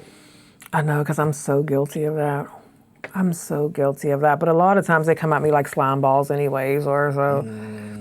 It also has to be your approach as well. Your energy, yeah. So I guess you could lean on that. Say, like, God will navigate it if it's supposed to be. To a degree, yeah. But also, like, sometimes these guys just be out of pocket in these inboxes. Like, I was just, yeah. But one of my longest relationships has started from an inbox. But again, he was a friend of a very close friend of mine that I considered a brother, so it was a little different. It was a little bit safer. You know what I mean? But a complete stranger, I don't know how that would work. And that's the thing, too, like, just a random man is kind of unsafe. Yeah, it's so hard, like, in this day and age, just the safety aspect of it, like, because you watch shows and women meet somebody online and then they find her head floating in the Allegheny River. And it's just, you just, like, it, I don't know. That my wife helped me to understand the conversation of, would you rather be alone with a man or a bear?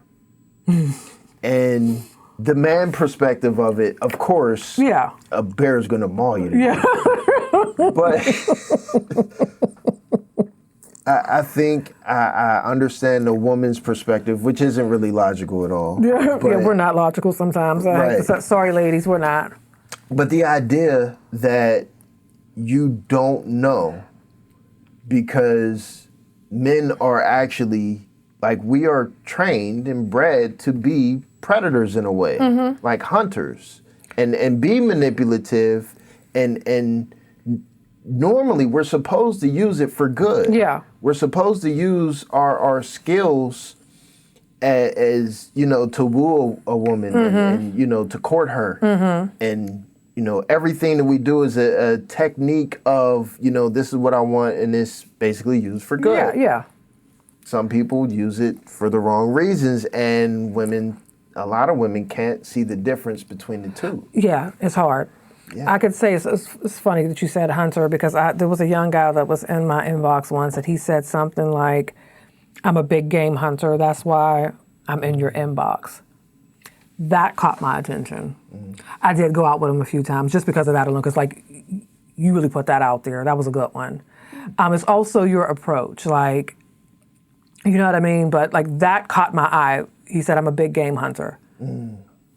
It struck my ego. I like that. You know what I mean? I'm like, big game hunter, okay. Right.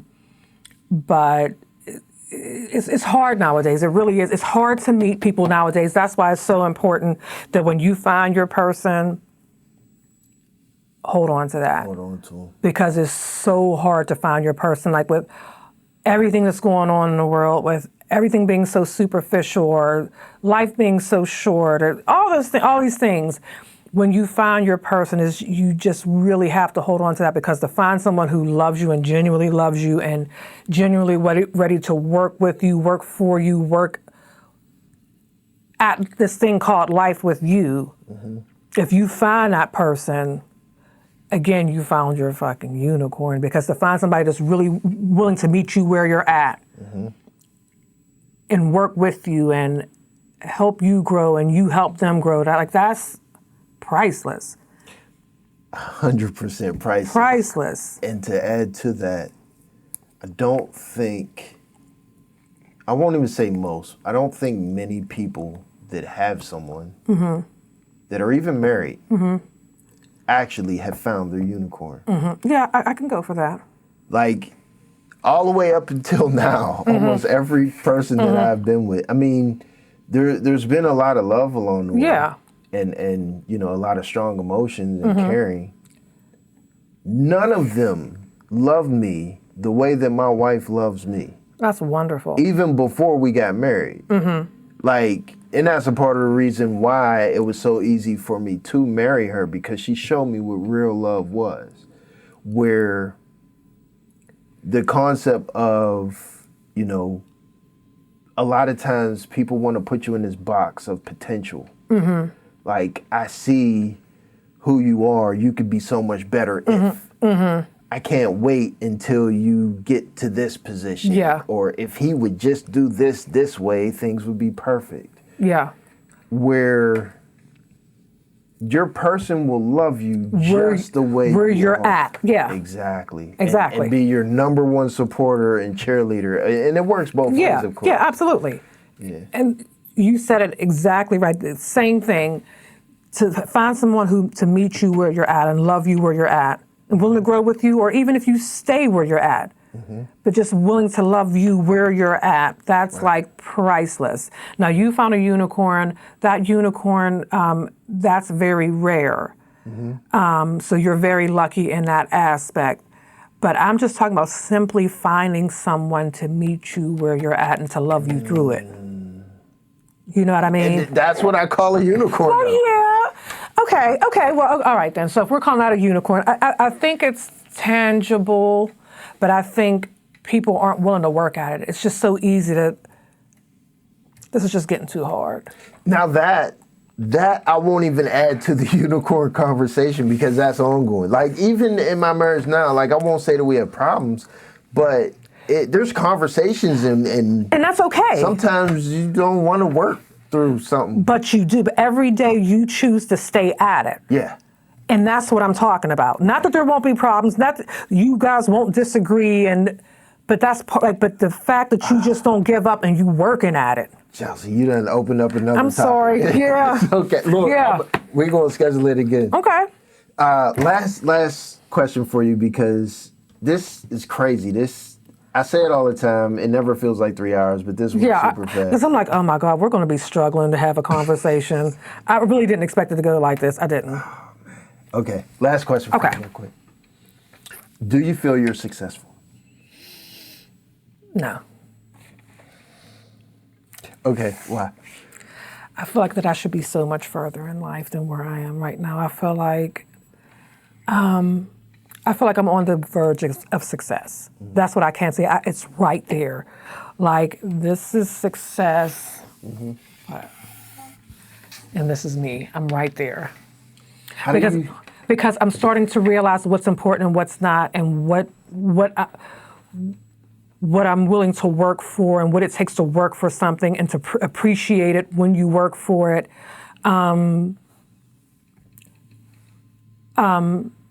Successful in my career, I'm getting there. Successful in my personal life, not so much.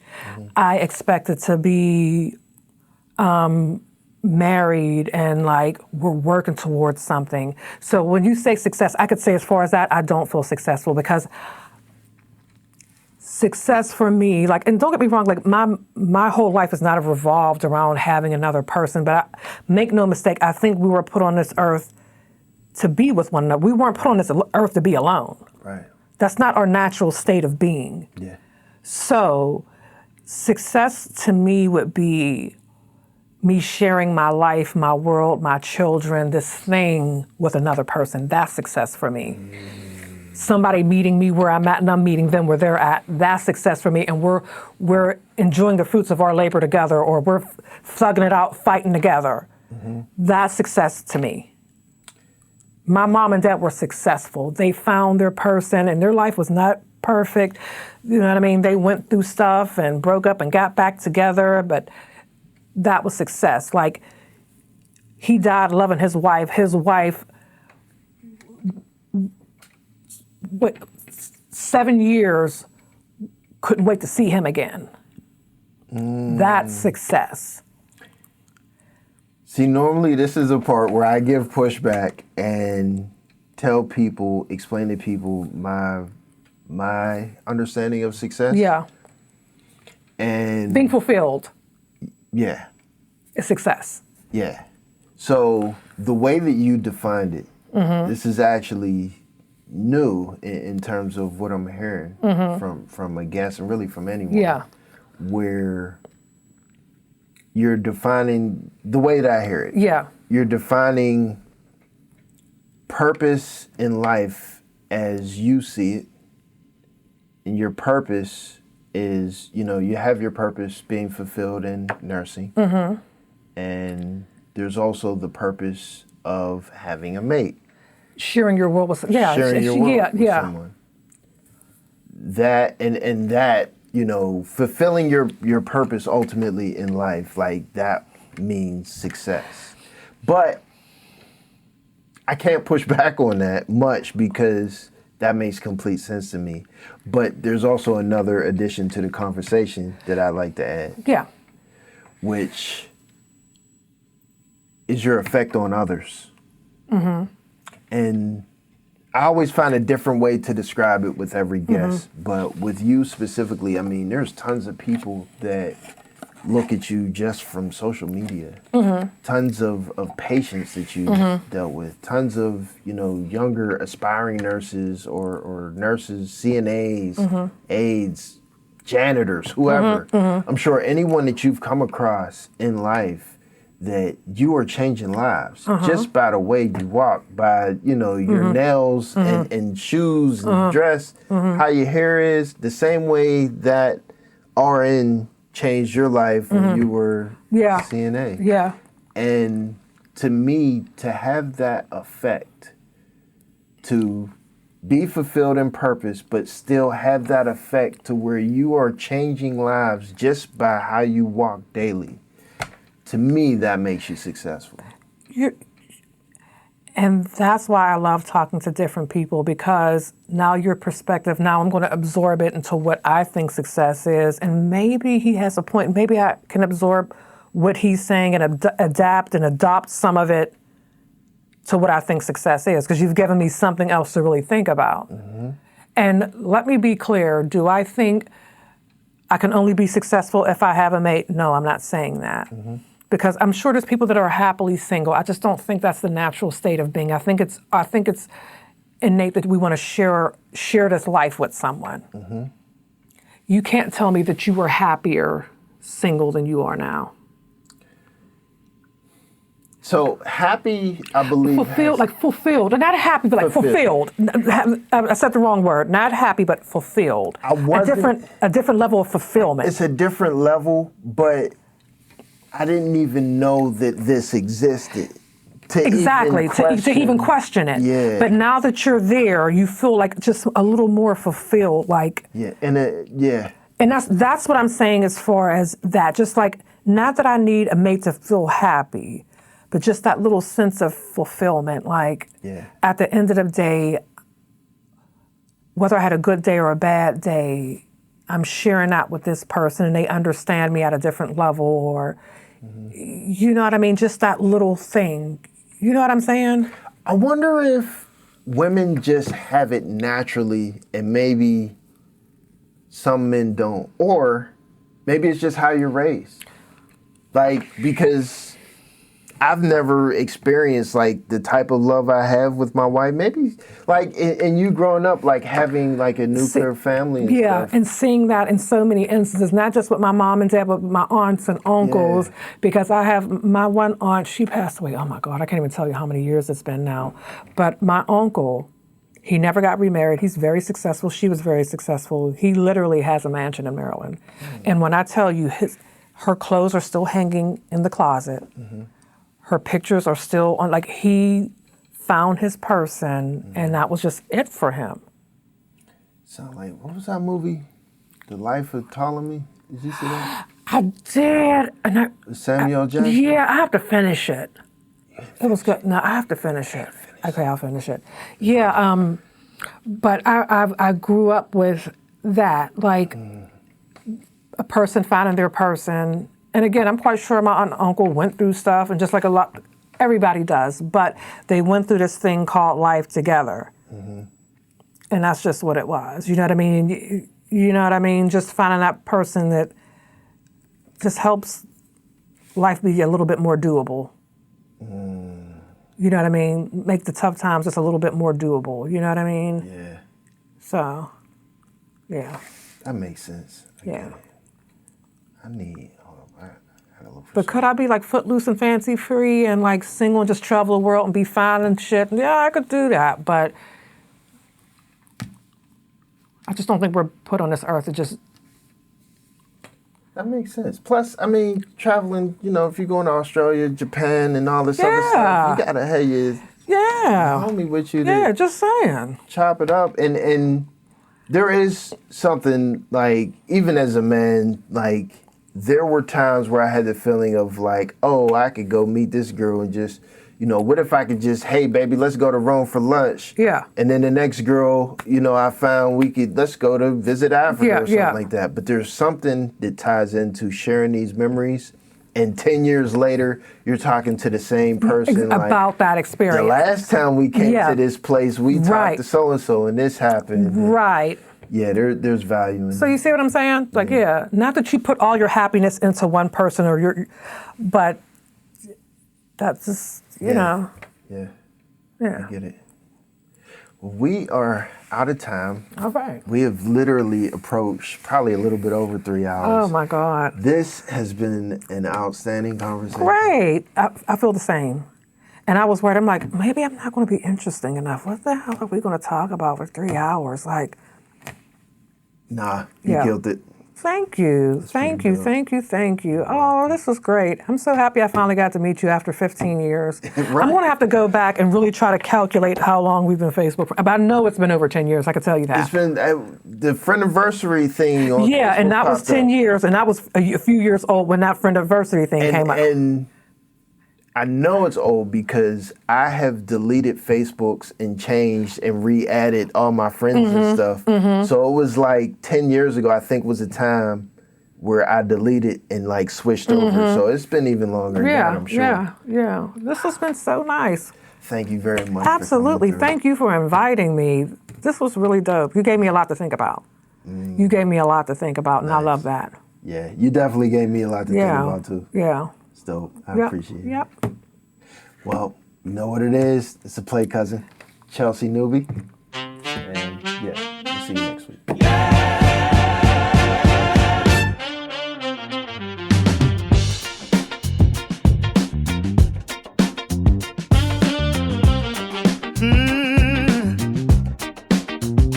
Late nights, real talks, turn the noise down. Welcome to Kalaj Dame. City lights, long days, heavy on the mind. Everybody talking, but they never take the time.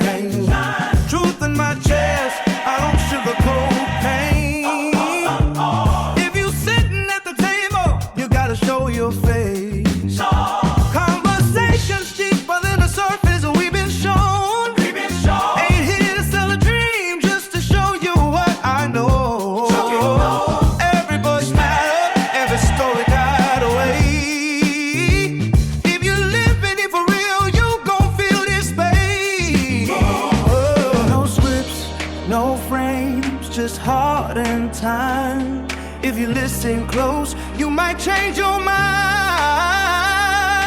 We don't argue just to win debates. We just shine a light where they hide the grave. It's the Kalaj Dame Podcast, where the real don't gotta broadcast. Every truth gotta pass. Every voice got a lane. It's the Kalaj Dame Podcast. Pull a seat, let the walls crack.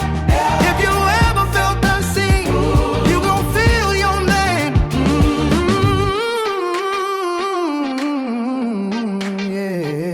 From the block to the boardroom, same questions asked. Why we build so fast, we never heal the past. I don't play judge, I don't play your role. I just let you talk while the story unfolds. Bridging gaps, they pretend they there. Men and women and trying to meet halfway, no filter, but respect stay intact. If it hit too close, that's a personal